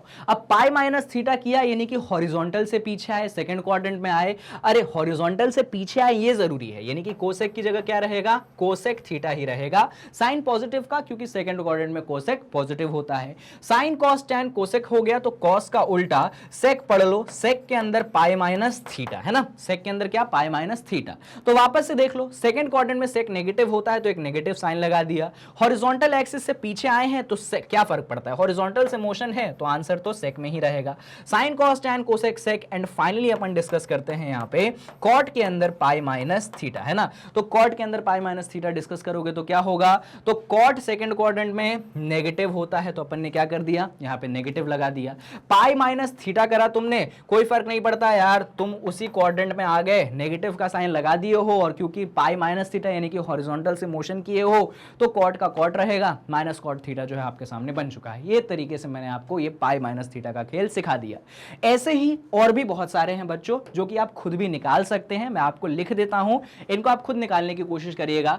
एक पाई प्लस थीटा का खेल है, पाई प्लस थीटा का मतलब समझा देता हूं मैं, पाई प्लस थीटा का मतलब ये है कि ये पाई है, प्लस थीटा का मतलब आप पहुंच चुके हैं आज थर्ड क्वाड्रेंट में, और पाई से मोशन किया है यानी कि हॉरिजॉन्टल से मोशन किया है, तो जो मैंने आपको चीजें सिखाई हैं उनको ध्यान रखिएगा, पाई प्लस थीटा के सारे फॉर्मूले बन जाएंगे। तो एक पाई प्लस थीटा का करेंगे, उसके बाद अपने को एक 3 पाई बाई 2 माइनस थीटा का करना है, इसका समझ लो। 3 पाई बाई 2 माइनस थीटा का मतलब ये है कि ये जो होता है अपने पास 3 पाई बाई 2 होता है वर्टिकल एक्सिस, माइनस थीटा मतलब वापस से तुम थर्ड क्वाड्रेंट में पहुंच गए, और क्योंकि वर्टिकल है तो साइन कॉस में, कॉस साइन में, वो जो कन्वर्जन वाली है बातें वो आ जाएंगी। और इसके बाद एक और डिस्कस कर लेना, वो होता है 3 पाई बाई 2 प्लस थीटा, इसको पढ़ोगे तो ये लाइन होती है 3 पाई बाई 2, इसमें प्लस थीटा करना है यानी कि तुम किस क्वाड्रेंट में पहुंच जाओगे, फोर्थ क्वाड्रेंट में पहुंच जाओगे। अब क्योंकि 3 पाई बाई 2 प्लस थीटा करा यानी कि वर्टिकल से आगे बढ़े तो यार चेंज तो होगा, और फोर्थ क्वाड्रेंट में कॉस और सेक पॉजिटिव रहता है तो उस हिसाब से सबको, उन दोनों को पॉजिटिव कर देना, बाकी चारों को नेगेटिव कर देना। इनके अलावा दो और एंगल देखने पड़ेंगे, 2 पाई माइनस थीटा और 2 पाई प्लस थीटा, आप इनके लिए भी रेशियो देख सकते हैं। अब यहां पे या तो खुद से बना लो, क्योंकि यार बहुत सारे मैं इतने बनाने जाऊंगा तो वीडियो का लेंथ इतना बढ़ जाएगा कि रिवीजन की जगह ये कॉन्सेप्ट वीडियो बन जाएगा, तो क्यों बनाओ, पहले ही बना चुका हूं, मैंने रिफ्रेश कर दिया, मैंने आपको कॉन्सेप्ट दे दिया कि कैसे करते हैं, अब क्या करना है उसको आप खुद कर लीजिएगा। बाकी अगर आपको आंसर्स चेक करने हो तो या तो वीडियो देख लीजिएगा फास्ट फॉरवर्ड पे, मेरी जो अलाइड एंगल की है वो नहीं देखनी हो तो आर डी शर्मा या आर एस अग्रवाल या एनसीईआरटी ही वीडियो मतलब बुक उठा के देख लेना, वहां पे तुमको इसका डायरेक्ट आंसर मिल जाएगा, ठीक है। बाकी मैंने कॉन्सेप्ट आपको पूरा क्लियर कर दिया है, अगर कॉन्सेप्ट आप अच्छे से समझ गए हैं फिर तो ये अलाइड एंगल बहुत आसान काम होना चाहिए। चलिए, तो ट्रिग्नोमेट्री में अभी तक तो फिलहाल इतना ही था, लेकिन अब आती है ट्रिग्नोमेट्री की जान और शान जो कि है फॉर्मूले। भाई ट्रिग्नोमेट्री में कितना भी पढ़ लो, जब तक ये फॉर्मूले जो अभी डिस्कस मैं नहीं करूंगा ये आप नहीं सीखे तो ट्रिग्नोमेट्री आप नहीं सीखे। तो यहां पे मैं फॉर्मूले पे क्वेश्चंस नहीं लाऊंगा, जितने भी फॉर्मूले ट्रिग्नोमेट्री के होते हैं उनका एक बार में मस्त डिस्कशन आपसे कर देता हूं, जिससे आपको ध्यान रह जाएंगे और आप कल एग्जाम में या फिर जब भी काम होगा इन चीजों का बहुत ही आसानी से अप्लाई करेंगे। तो चलिए एकदम बेसिक फॉर्मूलों से अपन जो है शुरुआत करते हैं। यहाँ पे चलो एक एक करके फॉर्मूलों को देख लेते हैं। सबसे बेसिक फॉर्मूले से स्टार्ट करता हूं, और ये फॉर्मूला होता है आपके पास साइन के अंदर a प्लस बी। देखिए प्रूफ नहीं बताऊंगा, अब आप बोलोगे सर ये फॉर्मूले तो हम किसी फॉर्मूला शीट से भी देख ले, अब आप बता दोगे इसमें क्या अनोखा होगा। देखो कुछ अनोखा नहीं होगा, मैं बेसिकली फॉर्मूलों को आपको लिख के दिखाऊंगा। अनोखा इसमें क्या होगा, सुनो, मैं बोलूंगा तुम सुनोगे, मैं हाथों से लिखूंगा तुम देखोगे, तुम ध्यान से सुनोगे। ये जो प्रोसेस है ये प्रोसेस तुम्हें फॉर्मूले रटवा देगा, ये प्रोसेस तुम्हें फॉर्मूले ध्यान रखवा देगा, इसलिए प्रोसेस जरूरी है, स्किप मत कर देना, इसको सुनो आराम से सुनो, वीडियो को नॉर्मल स्पीड पे ही रखना, बढ़ा मत देना, ठीक है। तो साइन a प्लस बी क्या होता है भाई, साइन जो फंक्शन होता है एक ऐसा फंक्शन होता है जो बहुत अच्छा फंक्शन है। क्यों अच्छा है, तो ये साइन जो है पहले a के साथ जाता है, अब साइन a के साथ चला गया गया तो फिर कॉस आएगा, कॉस किसके साथ जाएगा, बी के साथ जाएगा, क्योंकि बीच में प्लस था तो यहां पे भी प्लस आ गया। साइन ए के साथ गया, कॉस बी के साथ गया, तो अब रिवर्स बनता है, अब कॉस जो है ए के साथ जाएगा और साइन जो है आपके साथ बी के साथ जाएगा। इस तरीके से आपका साइन ए प्लस बी का फॉर्मूला आपके सामने है, समझ गए। साइन ए प्लस बी के लगे हाथों एक और फॉर्मूला होता है जहां पे साइन के अंदर आप इस्तेमाल कर लेते हैं ए माइनस बी, और ये होता है सब सेम, बस बीच में प्लस की जगह माइनस, तो ये बन जाएगा साइन ए कॉस बी, यहां पे प्लस की जगह माइनस साइन, और ये बन जाएगा कॉस ए साइन बी। बस इतना ही चेंज होगा, बाकी कोई परेशानी नहीं, ठीक है। तो ये साइन हो गया। साइन के बाद बात कर लेते हैं जरा अपन किस पे, कॉस पे। तो अगर कॉस के अंदर ऐसा ए प्लस बी हो गया तो क्या सर, तब बनता है यहां पे कॉस। कॉस जो होता है बड़ा गंदा फंक्शन होता है, कॉस जो है मतलब समझ लो बहुत सेल्फिश फंक्शन है। कॉस रहेगा तो कॉस ही रहेगा और नहीं रहेगा तो सिर्फ साइन रहेगा। तो कॉस के साथ रहता है ऐसा cos A into cos B. In fact ये थोड़ा सा बेवकूफ फंक्शन है, बीच में प्लस साइन है ना, तो यहां पे बोलेगा नहीं नहीं भाई अभी माइनस आ जाए, ऐसा फंक्शन है।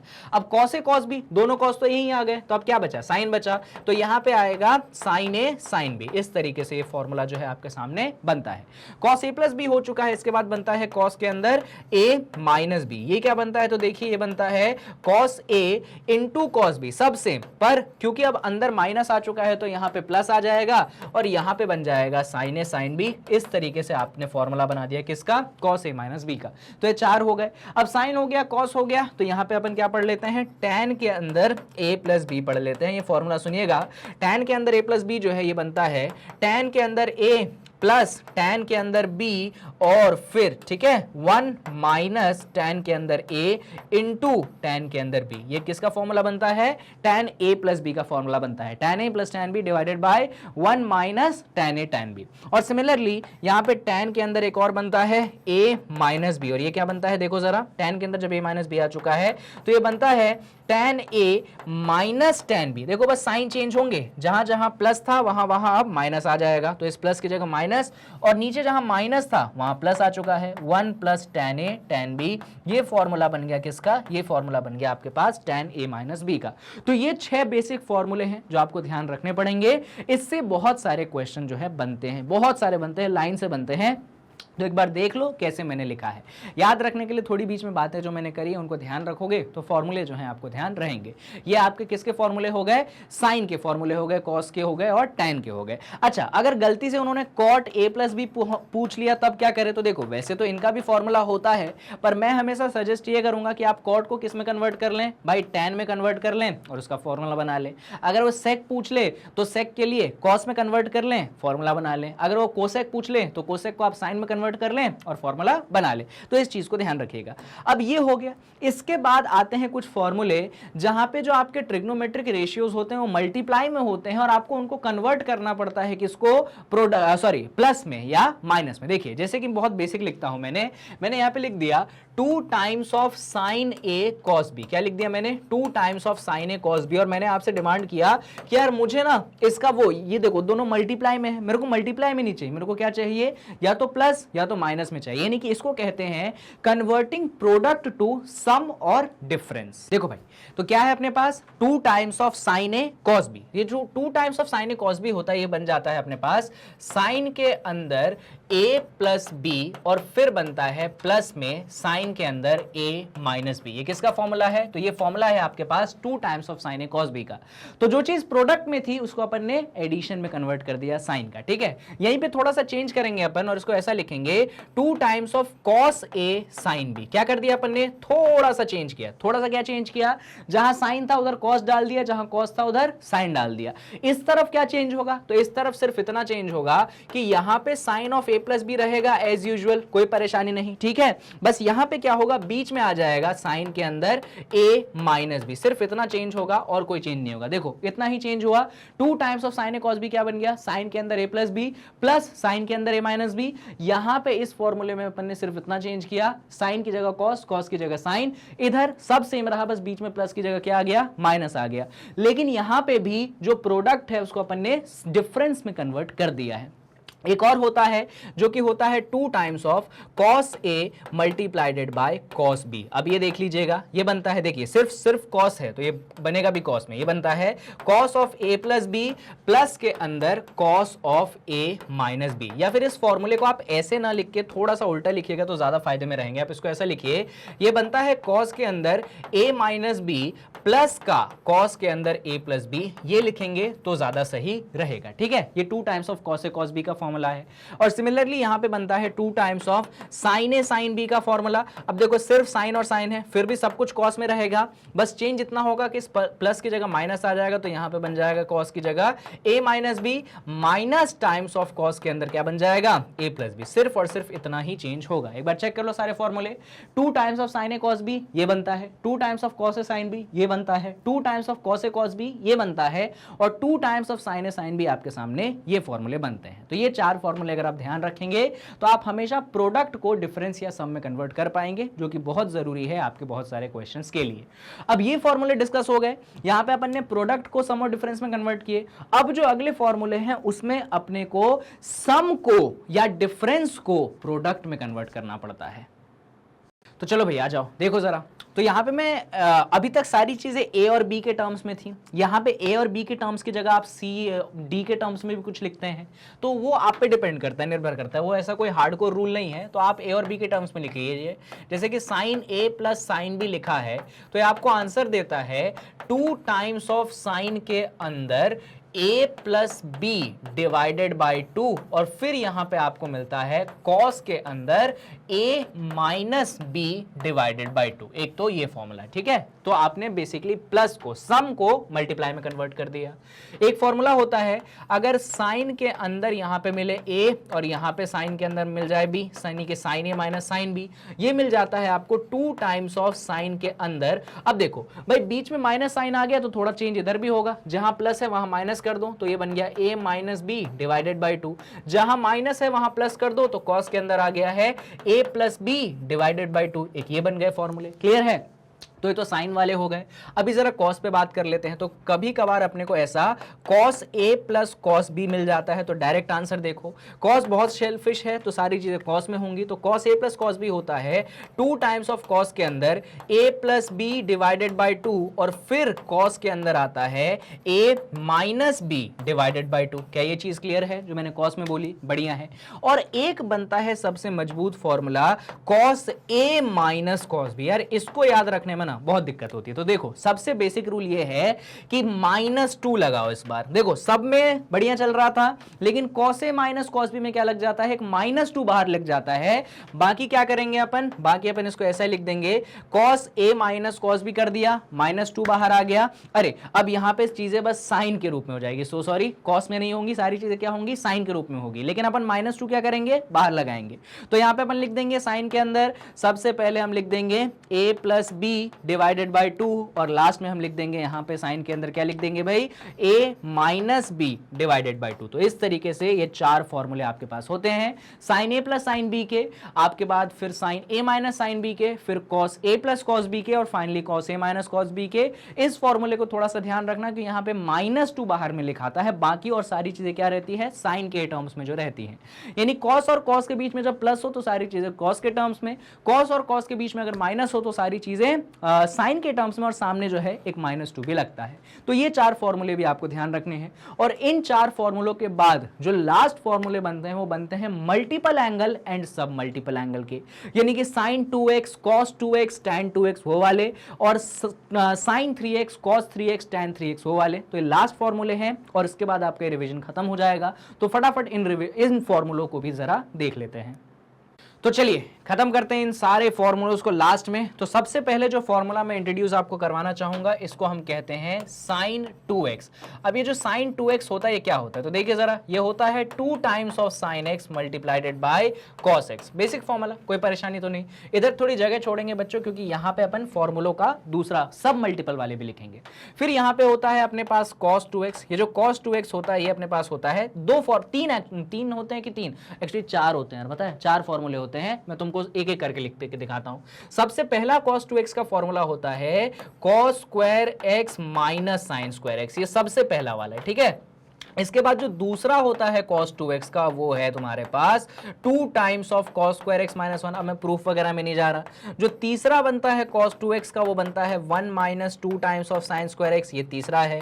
और फाइनली तुम पहुंचते हो चौथे वाले cos 2x वाले फॉर्मूले पे। ये बड़ा इंटरेस्टिंग है, बता दूं, देखो ये बनता है 1 minus tan square theta divided by 1 plus tan square theta. ये तुम्हारे पास चार फॉर्मूले हैं किसके, cos 2x के। अच्छा एक और बात सुनो, एक बात रह गई, अभी इधर हटाई दो। सुनो, ये जो sin 2x है ना, इसका एक और फॉर्मूला है। कौन सा फॉर्मूला है, तो sin 2x का एक और फॉर्मूला लिखते हैं अपन tan के टर्म्स में, 2 टाइम्स ऑफ, अरे यार मैंने x की जगह थीटा कर दिया गलती से, कोई बात नहीं यार, वापस से x डाल देते हैं अपन, ठीक है।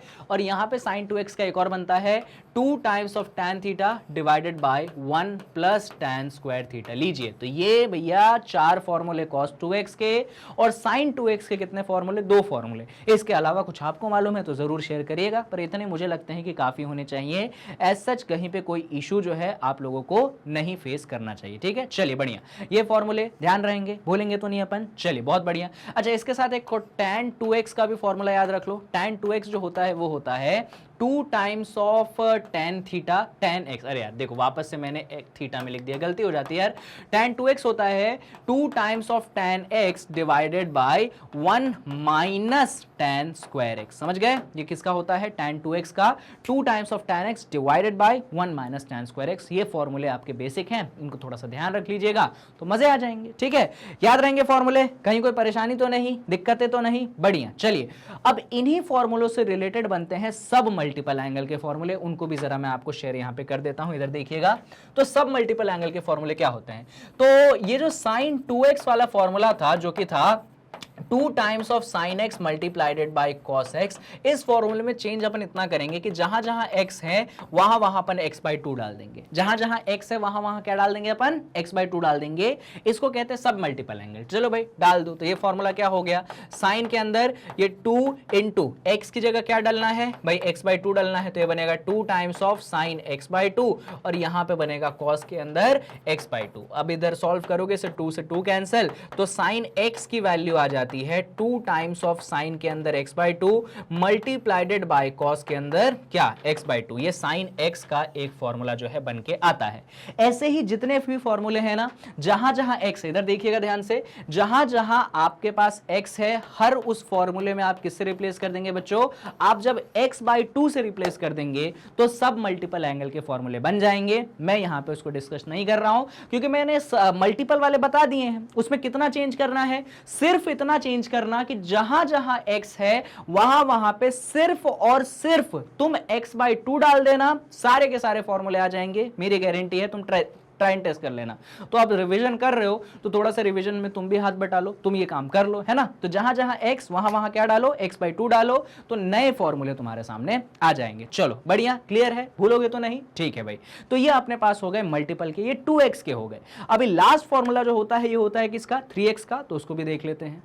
और अब जो है डिस्कस कर लेते हैं 3x वाले। तो देखिए सबसे पहला होता है साइन के अंदर 3x, ये जो होता है साइन के अंदर 3x, ये बनता है, एकदम ध्यान से देखिएगा, ये बनता है 3 times of sign x minus 4 times of sine cube x। ये बनता है साइन 3x का। लगे हाथों cos 3x का देख लीजिए, इधर देखो उल्टा होता है, 3 साइन x था ना और 4 साइन क्यूब x था, इधर 4 आगे आ जाता है, तो 4 आगे आ गया, और cos है तो सारी चीजें cos में, 4 cos cube x minus 3 cos x, ये आपके पास cos 3x का फॉर्मूला बन गया। और फिर बनता है एक tan 3x का फॉर्मूला। ये tan 3x का फॉर्मूला क्या होता है वो देखिएगा, तो tan 3x होता है 3 टाइम्स ऑफ tan x, ठीक है, और फिर होता है माइनस tan क्यूब x, और फिर डिवाइड में आता है 1 minus 3 times of tan square x। ये आपके पास किसका फॉर्मूला बन गया, tan 3x का फॉर्मूला बन गया। तो ये sin 3x का बना दिया, 3 sin x minus 4 sin cube x, cos 3x का बना दिया, 4 cos cube x minus 3 cos x, और tan 3x का बना दिया 3 times of tan x minus tan cube x divided by 1 minus 3 tan square x। इस तरीके से आपको मैंने तीनों फॉर्मूला बना दिए। अब इन्हीं तीनों फॉर्मूले में थोड़ा सा चेंज अपन बच्चों इतना करेंगे कि जहां जहां x है वहां वहां हम क्या पटक देंगे, वहां वहां हम x बाई 3 पटक देंगे, और नए 3 और नए फॉर्मूला जनरेट हो जाएंगे। देखिए दिखाता हूं मैं। पहले वाले में करके दिखाता हूं। तो जहां जहां x है वहां वहां x/3 डाल दो, आ जाओ। तो यहां पे साइन है, यहां पे 3x है, तो 3 रहने दो, x की जगह हमने क्या डाल दिया, x/3 डाल दिया। जहां जहां x है वहां वहां x/3, ठीक है। ये बन गया 3 टाइम्स ऑफ साइन के अंदर x/3, फिर minus sine 4 times of sine cube, और यहां पे भी क्या बन गया, x/3। तो मैंने सिर्फ इतना चेंज किया कि x की जगह क्या डाला, x/3 डाला। देखो जरा 3 और 3 क्या हो गया, कैंसिल हो गया, यानी कि आप बेसिकली लिखेंगे कि आपका sin x क्या बन गया, 3 टाइम्स ऑफ साइन के अंदर x/3 minus 4 times of sine cube x/3। इस तरीके से क्या बन गया, आपके पास एक फॉर्मूला जो है बन जाता है। ये हो गया सब मल्टीपल एंगल का। ऐसे ही इस फॉर्मूले में भी x की जगह x/3 डाल दीजिए, और इस फॉर्मूले में भी x की जगह क्या डाल दीजिए, आप x/3 डाल दीजिए। दो और नए फॉर्मूले जनरेट हो जाएंगे, तो वो सब मल्टीपल एंगल के हो गए। तो यहां पे जो आपका फॉर्मूलों का डिस्कशन है वो होता है खत्म, और आपके चैप्टर में कायदे से जो है सिर्फ और सिर्फ इतने ही फॉर्मूले हैं और इन्हीं के थोड़े थोड़े मॉडिफिकेशंस हैं। अगर इतने भी ध्यान रख लेते हैं तो गारंटी है कि एग्जाम में बहुत ज्यादा आपको हेल्प जो है हो जाएगी। तो इसी के साथ जो कंप्लीट चैप्टर रिवीजन है वो यहाँ पे होता है खत्म, और जितने भी कॉन्सेप्ट्स थे, फॉर्मूलेज थे, मैंने वो सब यहाँ पे डिस्कस कर दिए हैं। पर एक और वीडियो बची है इस चैप्टर पे, इनफैक्ट 2 और वीडियोस बची है इस चैप्टर पे जो मैं बनाऊंगा आपके लिए। एक वीडियो है आपके लिए एमसीक्यूज, तो अगले वीडियो में जो है इस चैप्टर के एमसीक्यूज मैं आपके लिए लेकर आऊंगा। और एक और वीडियो होती है टेस्ट पेपर का सोल्यूशन, जहाँ पे चैप्टर का जो एक टेस्ट पेपर है बढ़िया तरीके से मैं वो आपको अपलोड करवा दूंगा। उधर कम्युनिटी पोस्ट पे आप थोड़ा अटेम्प्ट वगैरह कर लेना, और फिर जो है मैं उसका सोल्यूशन भी बना दूंगा, वो भी आपकी इसी प्लेलिस्ट में मिल जाएगा। तो वो चीज जो है अपन थोड़ा सा बाद में डिस्कशन, बाद में क्या, इस वीडियो के बाद एमसीक्यू और फिर जो है टेस्ट पेपर है। बाकी ये वीडियो खत्म होता है। आई होप कि ये जो पूरे चैप्टर का कॉन्सेप्चुअल रिवीजन मुझे करवाना था वो मैं करवाने में सक्सेसफुल रहा हूं। चैप्टर में जितने कॉन्सेप्ट्स थे मैंने आई होप सारी चीजें जो है कवर की हैं। फॉर्मूले में मैंने लास्ट में थोड़ा सा वो कर दिया, तेजी दिखा दी, पर वो चलता है, वो आप कर लेंगे, कोई बड़ी बात नहीं है। तो खत्म करते हैं इस वीडियो को। जाते जाते मैग्नेट ब्रेन्स के वेबसाइट से आपको इंट्रोड्यूस करवा देता हूं। एजुकेशन यहाँ पे कंप्लीटली फ्री आपको प्रोवाइड की जाती है। आप गूगल क्रोम खोलिए, टाइप करिए www.magnetbrains.com, वेबसाइट खुलेगी। आप अपने क्लास वगैरह को चुन लीजिए, कोर्सेज वगैरह को चुन लीजिए, और फिर क्या करिए, फिर उसको जितना आपको पढ़ना है पढ़ लीजिए, है ना। ये देखो, उस पर क्लिक करोगे तो ये चैप्टर्स खुल जाएंगे। जिस चैप्टर पर क्लिक करोगे उस चैप्टर की वीडियो प्ले हो जाएगी, और साथ में ही ये सारी चीज़ें मैग्नेट ब्रेन्स लाता है आपके लिए free of cost. Like share subscribe आप जरूर कीजिएगा हर वीडियो के एंड में। बाकी कमेंट सेक्शन खुला है, जरूर कमेंट कीजिएगा। वीडियो में कहीं पे मुझसे छोटी बड़ी गलती हो गई हो तो जरूर बताइएगा, मैं उसको कमेंट सेक्शन में जरूर आपको रिप्लाई दूंगा। बाकी इतना ही इस वीडियो में। अगली वीडियो में एमसीक्यूज के साथ मिलते हैं। So stay tuned at Magnet brains.